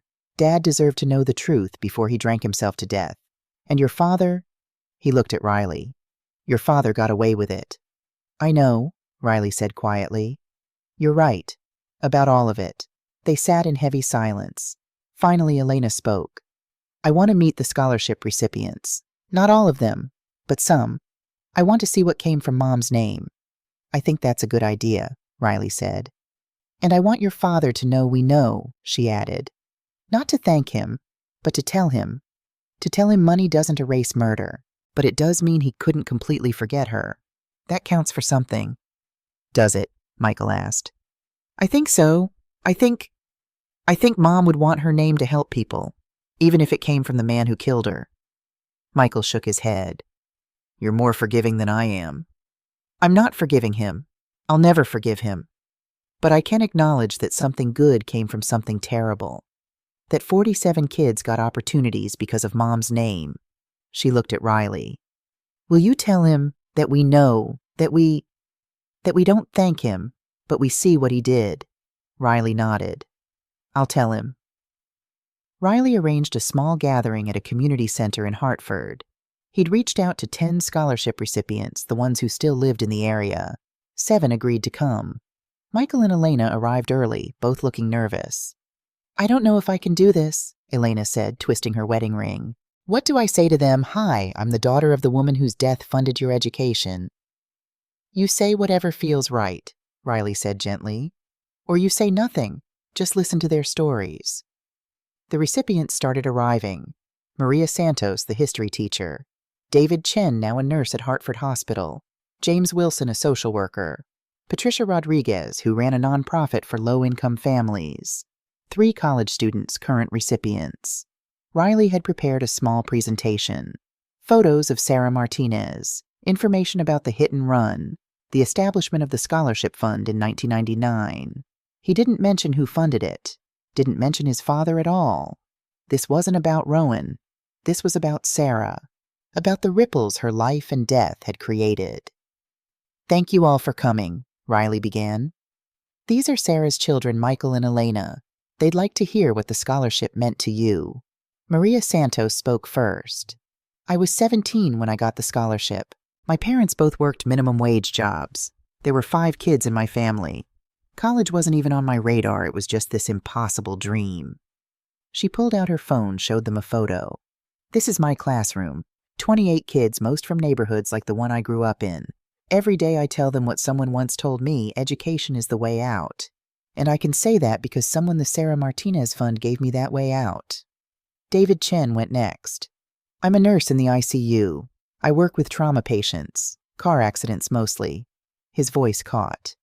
"Every time I save someone, I think about Sarah Martinez, about how someone didn't stop to help her, about how maybe I can be the person who does stop, who does help."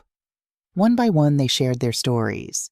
The college student who was the first in her family to go to university, the social worker who helped domestic violence victims because he'd grown up watching his mother struggle alone, the nonprofit director who provided meals to food-insecure families, 47 students over 20 years, and each one had taken their opportunity and multiplied it, helping dozens or hundreds more. Elena was crying, silent tears streaming down her face. When everyone had spoken, she stood up. Her voice was shaky but clear. "My mother's name was Sarah Martinez. She was 28 years old when she died. She loved to sing. She made the best empanadas. She had the kind of laugh that made everyone around her laugh, too." Elena pulled out a photo, old-faded but carefully preserved. Sarah Martinez, young and vibrant, holding baby Elena. "This is the only picture I have of her. My father destroyed the rest after he died. He couldn't bear to look at them." She held it up so everyone could see. "She was a person, not just a name on a scholarship. She was my mother." "We didn't know about this fund until a few months ago," Michael added, standing beside his sister. "We didn't know that Mom's name had been helping people all these years. But now that we do..." He looked around at the faces in the room. "Thank you. Thank you for honoring her memory by becoming people who help others." Maria stood up, walked over to Elena, and hugged her. "Your mother's legacy isn't just that she died," Maria said. "It's that her name gave 47 people a future. And we're giving futures to hundreds more. That's immortality." By the end of the meeting, everyone was crying. They exchanged contact information, made plans to stay in touch, formed a group, Sarah's Circle, to coordinate volunteer efforts and fundraising. As people were leaving, Patricia Rodriguez approached Riley. "I have to ask," she said, "who funded the scholarship? The website just says anonymous donor, but someone paid $120,000 over 20 years. That's not nothing." Riley looked at Michael and Elena. They nodded slightly. "It was funded by the man who killed her," Riley said quietly. "My father. He was the driver who hit her and ran. The scholarship was his way of, I don't know, not making amends. You can't make amends for taking a life, but acknowledging her, keeping her name alive." Patricia's eyes widened. "Your father, he was never caught. The statute of limitations ran out. But yes, he funded it anonymously for 20 years. She sat down heavily. I don't know how to feel about that." "None of us do," Elena said, "but the scholarship is real. The help you got was real. Whatever his reasons, 47 people got chances they wouldn't have had. That matters." "Does it make up for it?" Patricia asked. "No," Michael said firmly. "Nothing makes up for murder. But it means something. I don't know what, but something." Riley sat at Olivia's desk, his desk now, and wrote to his father for the first time since the confrontation. "Dad, I'm not writing to reconcile. I'm not writing to forgive. I'm writing because there are things you need to know. I found the bank statements. The Sarah Martinez Memorial Scholarship Fund. $120,000 over 20 years. 47 students. Michael and Elena know. I told them. They had a right to know. We met some of the scholarship recipients last week. A history teacher, a nurse, a social worker, college students. All people whose lives were changed because you sent money every month. Elena asked me to tell you something. She said money doesn't erase murder, but it means he couldn't completely forget her. That counts for something. Michael didn't say anything. He's angrier than Elena. Probably always will be. But he didn't object to the scholarship continuing. Here's what I want you to understand. Sarah Martinez was a person. She sang all the time. She made empanadas on Sundays. She had a laugh that made everyone around her happy. She was 28 years old with 2 small children and a husband who loved her. You took all of that away.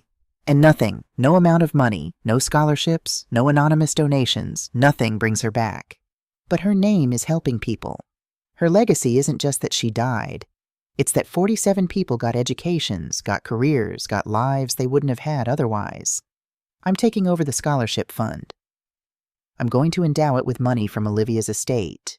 Make it permanent. Make sure Sarah Martinez's name helps students forever. Not because you deserve redemption. You don't. But because those kids deserve opportunities. And because Sarah Martinez deserves to be remembered as more than just a victim. Elena wants to meet you. Once. Not to forgive you. Not to give you peace. But to tell you about her mother. To make sure you understand who you killed. Michael doesn't. Probably never will. If you want to meet with Elena, it's up to you. I'll arrange it. But you need to understand this isn't absolution. This is accountability. I don't know if I'll ever speak to you again after this. I don't know if I want to. But I wanted you to know Olivia was right. Truth matters. Justice matters. Even when it comes 45 years late.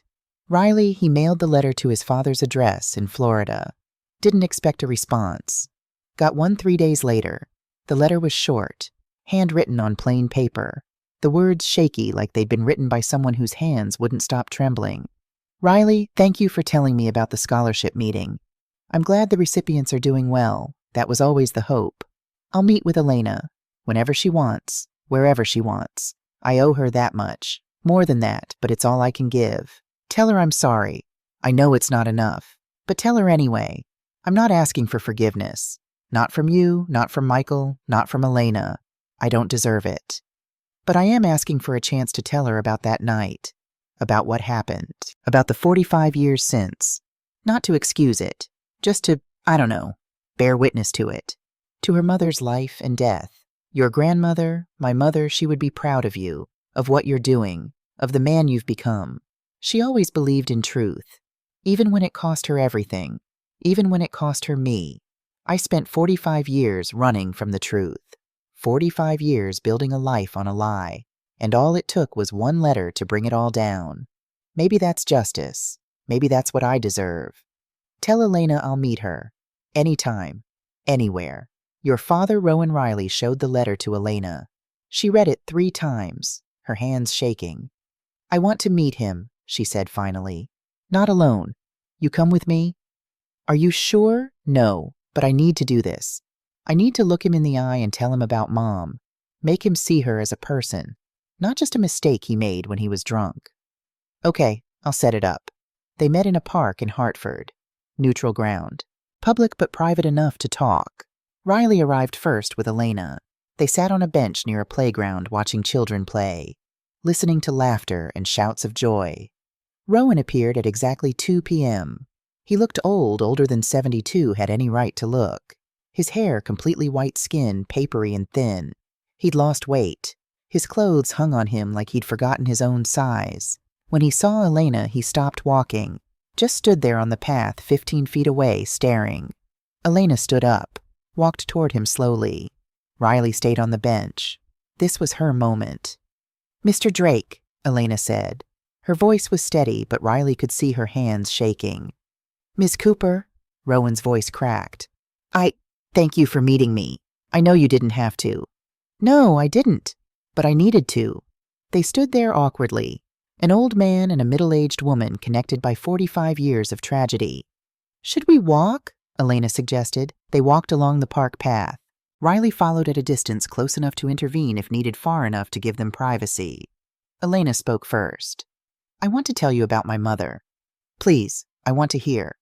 Her name was Sarah Elena Martinez. I'm named after her. She was the youngest of 5 children. Grew up in a family that didn't have much money but had a lot of love. Elena pulled out photos from her purse, started showing them to Rowan as they walked. This is her at her quinceañera. She's 15 here. She wanted to be a teacher. Did you know that she was going to community college at night studying education? She had 1 semester left when you killed her. Rowan flinched at the word killed, but didn't interrupt. She married my father when she was 23. They were so in love. I have videos of their wedding, mom dancing, laughing, singing. She had this beautiful voice, used to sing me to sleep every night. Elena's voice broke. She stopped walking, collected herself. I was 4 years old when you killed her. 4. I barely remember her face, but I remember her songs. I remember how safe I felt when she held me. I remember the smell of her perfume, something floral, I don't know what. She showed another photo, Sarah holding baby Elena. This is the only picture I have of us together. My father destroyed the rest after he died. He couldn't handle looking at them. Couldn't handle the grief. I'm so sorry, Rowan whispered. Don't say you're sorry yet. You don't get to apologize until you hear all of it. Elena pulled out more photos. This is Michael's 8th birthday, first birthday without Mom. See his face. He's trying to smile, but you can see he's been crying. This is me at my high school graduation. I wore Mom's necklace, the only thing of hers I had left. I kept looking at the audience, hoping somehow she'd be there. This is my father's funeral. I was 15. He drank himself to death because he couldn't live with not knowing what happened to Mom. You didn't just kill her. You killed him too. Rowan was crying now, silent tears running down his weathered face. This is my wedding. I got married at 25. Mike walked me down the aisle because Dad was dead. And the whole time all I could think was that Mom should be there. Should be helping me with my dress, crying happy tears, dancing with my husband. Elena put the photos away, looked directly at Rowan. I have 2 daughters. Maya is 16. Sophie is 13. They've never met their grandmother. Never heard her sing. Never tasted her empanadas. Never felt her hugs. Her voice hardened. You didn't just take Mom from me and Mike. You took her from her grandchildren, from everyone she would have loved and everyone who would have loved her. I know, Rowan said. His voice was barely audible. I know, and I'm sorry. I'm so sorry. Now you can apologize. Now that you understand who you killed. They stood there in the middle of the park path. An old man and a woman who'd grown up without a mother, connected by one terrible night 45 years ago.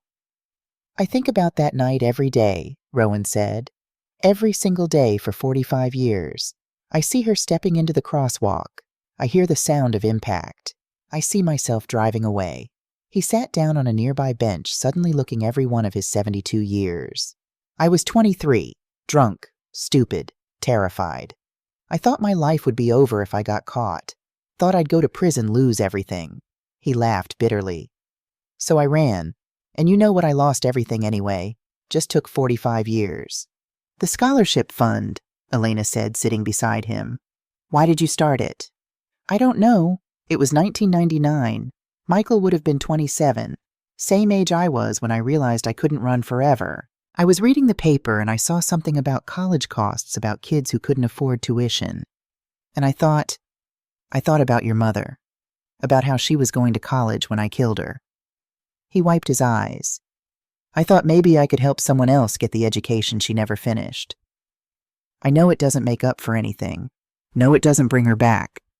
But it was all I could think to do. $120,000 over 20 years. Blood money, Rowan said. That's what it is. I was trying to buy forgiveness with scholarship funds, trying to make myself feel better. Did it work? Did you feel better? No, I felt like a fraud. Every time I sent that check, I'd think about your mother, about you and Michael, about what I took from you. The money never made me feel better. It just acknowledged the debt, even though I can never pay it. They sat in silence for a long moment.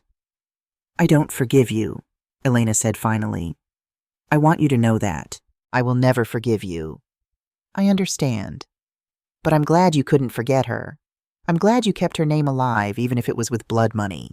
Because 47 people got educations, got chances, and that matters. It doesn't make up for... No, it doesn't. Nothing makes up for murder, but it means something. Elena stood up. Thank you for meeting me, for listening, for finally facing what you did. Thank you for telling me about her, about Sarah. She deserved better than to just be a name in a newspaper, a cold case file.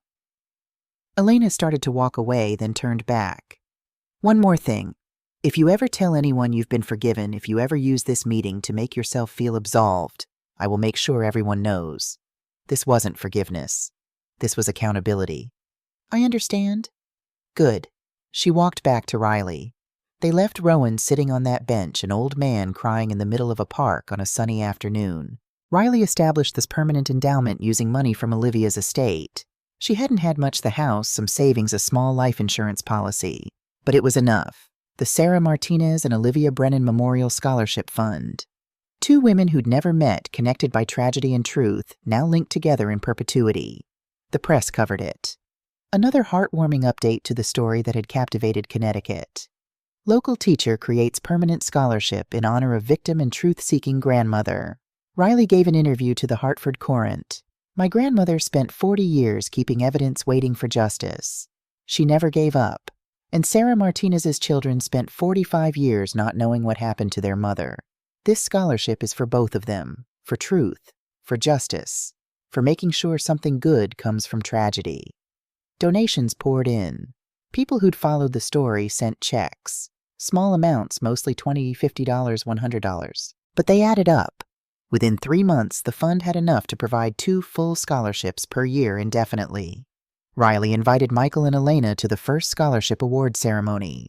The ceremony was held at Hartford High School, where Riley had gone to school, where Olivia had watched him graduate from her car in the parking lot uninvited.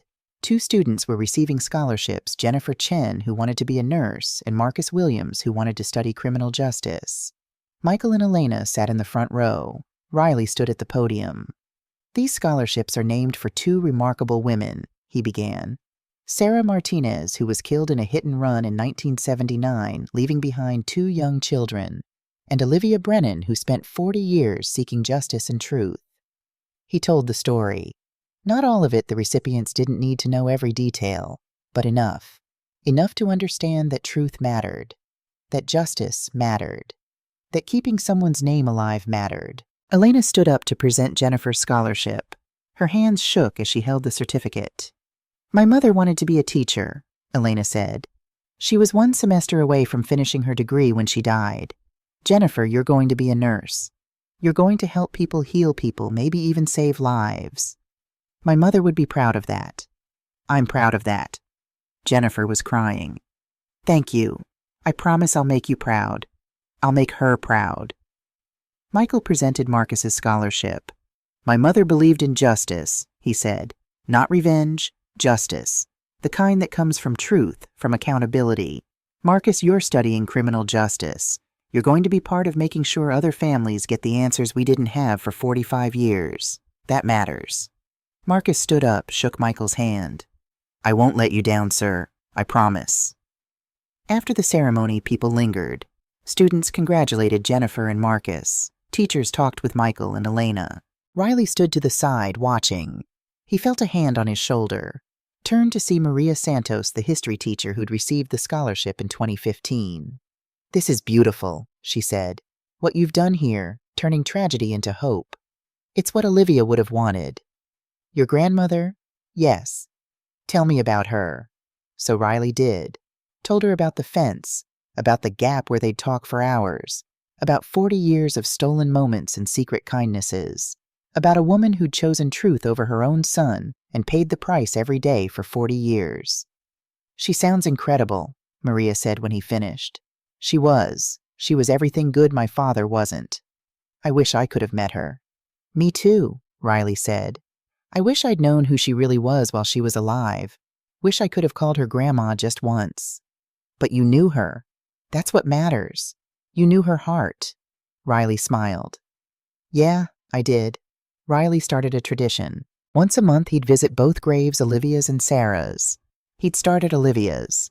Bring fresh flowers, daisies, her favorite.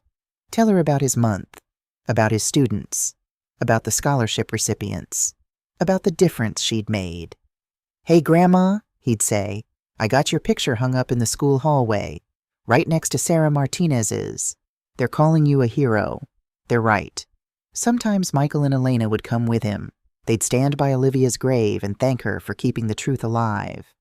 "She didn't know us," Elena said once, "but she fought for us anyway, fought for justice for Mom, even though it cost her everything." Then they'd walk to Sarah's grave. The headstone had been replaced. The original was simple worn. The new one was granite, engraved with flowers and birds, and words that mattered. Sarah Elena Martinez, 1951 to 1979, beloved mother-daughter, sister-friend. Her name lives on, her legacy continues. They'd tell Sarah about the scholarship recipients, about the students whose lives were changed because of her name. "Mom," Elena would say, "Jennifer Chen just finished her first semester of nursing school. She's doing great. She sent me a card. She said she thinks of you every time she helps a patient." "Marcus Williams is top of his class in criminal justice," Michael would add. "He wants to work cold cases. He says he wants to give other families the answers we finally got." Riley would stand back and let them have their moment. These weren't his parents. This wasn't his grief. But it was his family now, his chosen family. On the 1-year anniversary of Olivia's death, Riley organized a larger gathering. All the scholarship recipients who could make it. Michael and Elena's families. Some of Olivia's old co-workers from the textile factory who'd read about the story in the news. About 30 people total. They stood around Olivia's grave as Riley spoke. "A year ago today, my grandmother died. I didn't know she was my grandmother. I thought she was just the kind old lady next door. But she was so much more than that." He told the story, all of it this time. The hit-and-run Rowan's confession, Olivia's choice 40 years behind a fence. People were crying, some from sadness, some from anger, some from awe at what Olivia had sacrificed. "She gave up everything," Riley said. "Her son, her place in her family, 40 years of being a proper grandmother, all because she believed truth mattered more than comfort." He looked around at the faces. "And because of her sacrifice, we're all here. Because she kept evidence, kept records, kept the truth alive for 40 years. Because of her, Sarah Martinez's children finally know what happened to their mother. Because of her, justice delayed but real finally came. So today we honor her, not as the dangerous woman next door, but as what she really was, a hero, a truth seeker, a grandmother who loved her grandson through a fence because it was all she was allowed." Maria Santos stepped forward. "On behalf of all the scholarship recipients, current, past, and future, thank you, Olivia Brennan. Thank you for showing us that truth matters, that justice matters, that love finds a way even through barriers." They sang Someone Suggested It, and suddenly everyone joined in. Amazing Grace. Off-key and wobbly, but sincere. When it was over, Riley stayed behind after everyone left, sat on the grass beside Olivia's grave. "Hi, Grandma. It's been a year. I miss you every day. Miss our talks through the fence. Miss your advice. Miss just knowing you were there." He pulled out the wooden bird from his pocket, the one she'd carved for him when he was 7, the one he carried everywhere now. "I'm doing okay. Teaching, helping students, trying to be the person you believed I could be." He set the bird on her headstone. "I'm going to leave this here, so you have one and I have one, just like you wanted, so we're always connected." Riley stood up, brushed grass off his pants. "I love you, Grandma. Thank you for everything. Thank you for choosing truth. Thank you for loving me through that fence for 40 years. He walked away, didn't look back. Because Olivia wasn't in that grave. She was in the scholarship fund, in the students whose lives were changed, in the truth that finally came to light after 45 years. She was everywhere that mattered. Riley was grading papers when the call came from Florida. "Mr. Drake, this is Shady Oaks Assisted Living. Your father, Rowan Drake, passed away this morning. We found your number listed as his emergency contact." Riley felt nothing. No grief, no relief, just numbness. "What happened?" "Heart attack. Very sudden. He didn't suffer." "Okay, thank you for calling." Riley hung up, sat there for a long moment, then called Michael and Elena. They came over that evening, sat in Olivia's living room, the living room that had become the gathering place for their strange blended family. "How do you feel?" Elena asked. "I don't know. Empty, maybe. He was my father. I'm supposed to feel something." "You feel what you feel," Michael said. "There's no supposed to."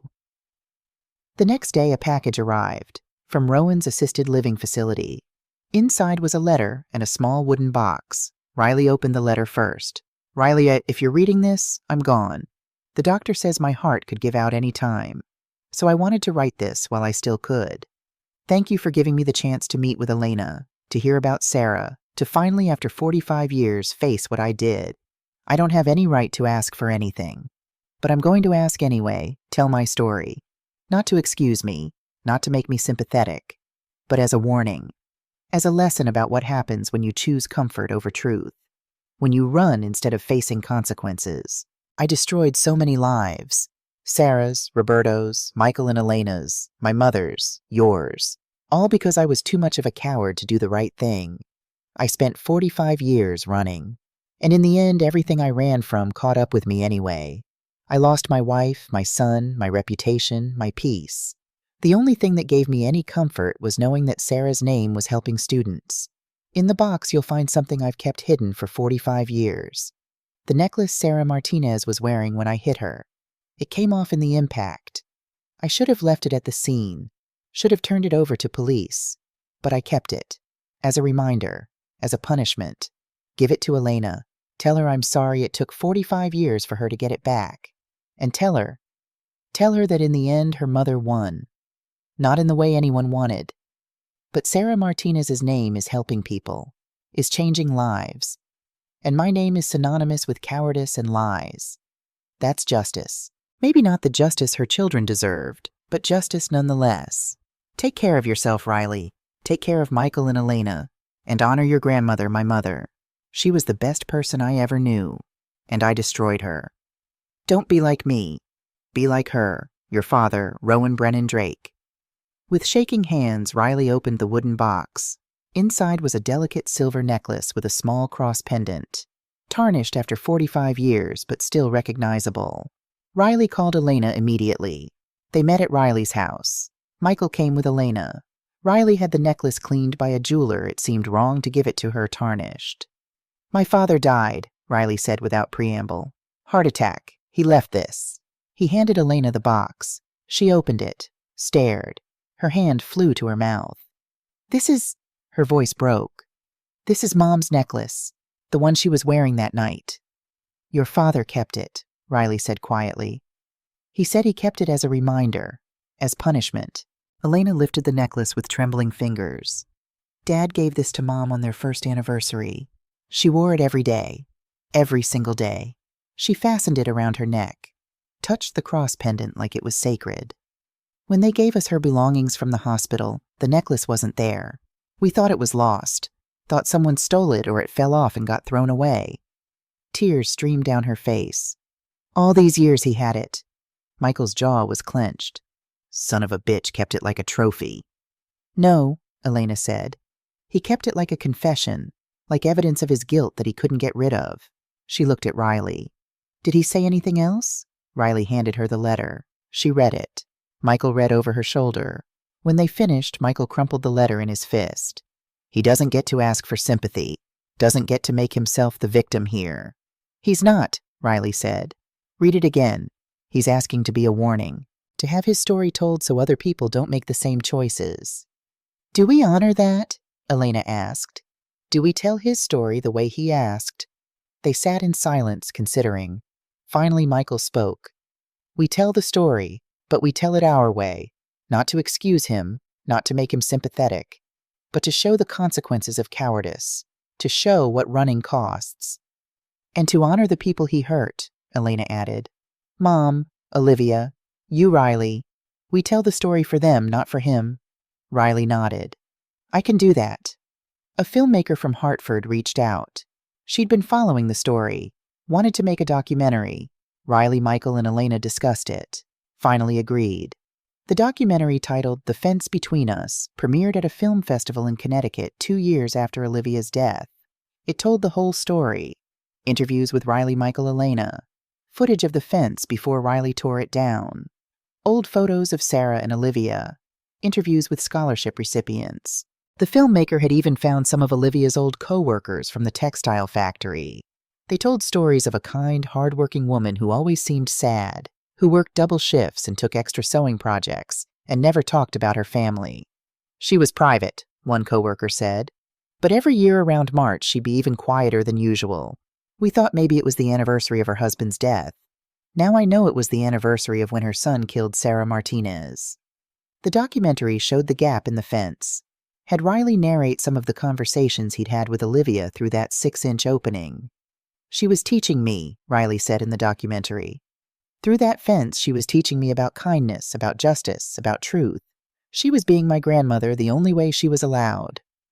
Michael and Elena talked about their mother, showed photos, played audio of her singing someone had found an old tape recording from a family party.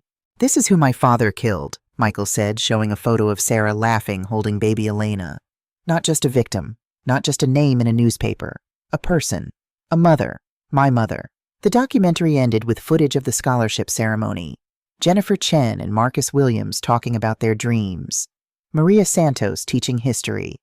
The ripple effects of tragedy and truth and 40 years of patience. The final scene showed Riley at Olivia's grave. "She taught me that truth matters more than comfort," Riley said to the camera. "That justice delayed is still justice. That love finds a way even through fences. And she taught me that family isn't always blood.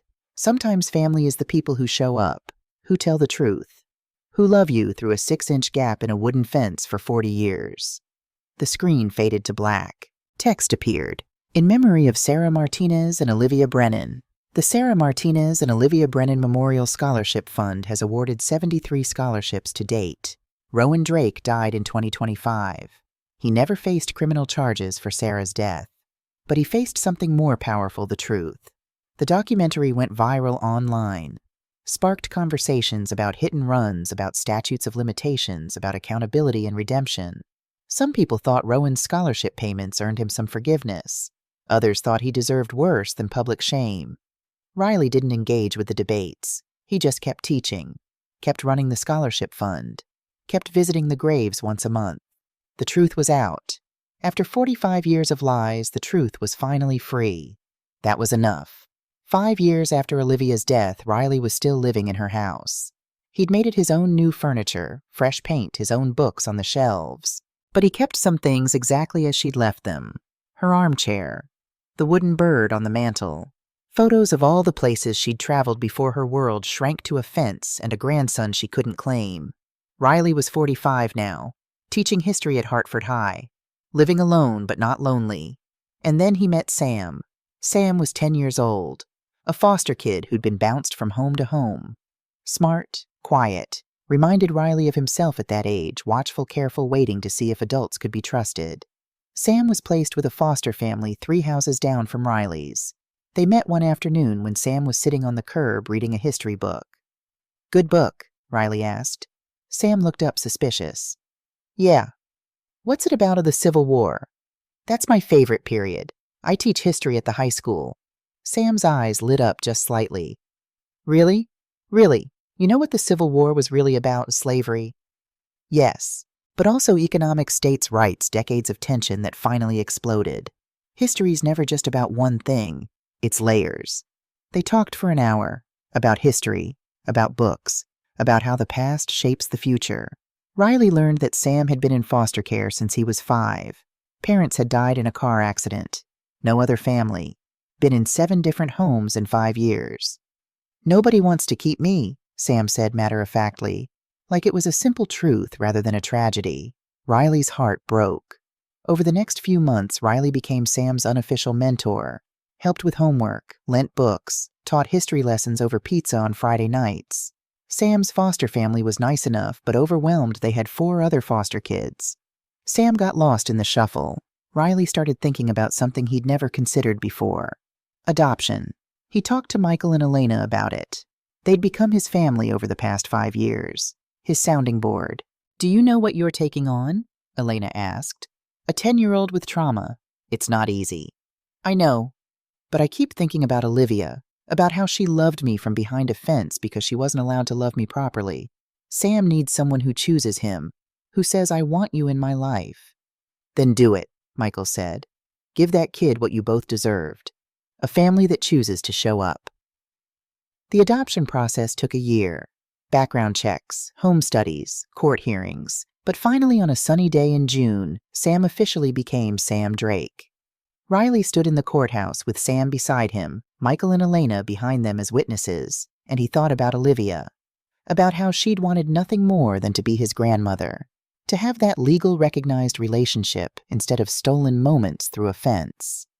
"You okay?" Sam asked quietly. Riley looked down at his son, and smiled. "Yeah, I'm perfect." They celebrated at home. Michael and Elena's families came, some scholarship recipients, Maria Santos, even some of Sam's former foster siblings, the ones who'd stayed in touch. Riley gave a short speech. 5 years ago, I learned that family isn't always blood. Sometimes family is the people who show up, who tell the truth, who love you even when it's hard." He put his hand on Sam's shoulder. "Today I'm choosing family, choosing to show up, choosing to be present instead of distant." He looked at the photo of Olivia on the mantel. "My grandmother taught me that. She showed up every day for 40 years, even when she wasn't allowed, even when it cost her everything." "Sam, you're named after Sarah Martinez. Your middle name is Oliver after Olivia Brennan. You carry their legacy, their courage, their truth." Sam looked overwhelmed but happy. "That's a lot to live up to." "You don't have to live up to anything. You just have to be yourself. That's all they'd want." That night, after everyone left, Riley tucked Sam into bed. The room that used to be Olivia's sewing room. The room where she'd worked late into the night, earning money to pay for lawyer fees to defend against frivolous lawsuits. "Dad," Sam said. It was the first time he'd used the word. Riley's heart squeezed. "Yeah. Tell me more about Olivia, about the fence." So Riley did. Told him everything. About the gap, the conversations, the wooden bird, 40 years of love from a distance. "She sounds amazing," Sam said sleepily. "She was, and she would have loved you." "How do you know?" "Because she taught me that love isn't about biology. It's about showing up. And you're here. That's all that matters." Sam fell asleep. Riley stayed for a while watching his son breathe. Then he went downstairs, sat in Olivia's chair, looked at her photo.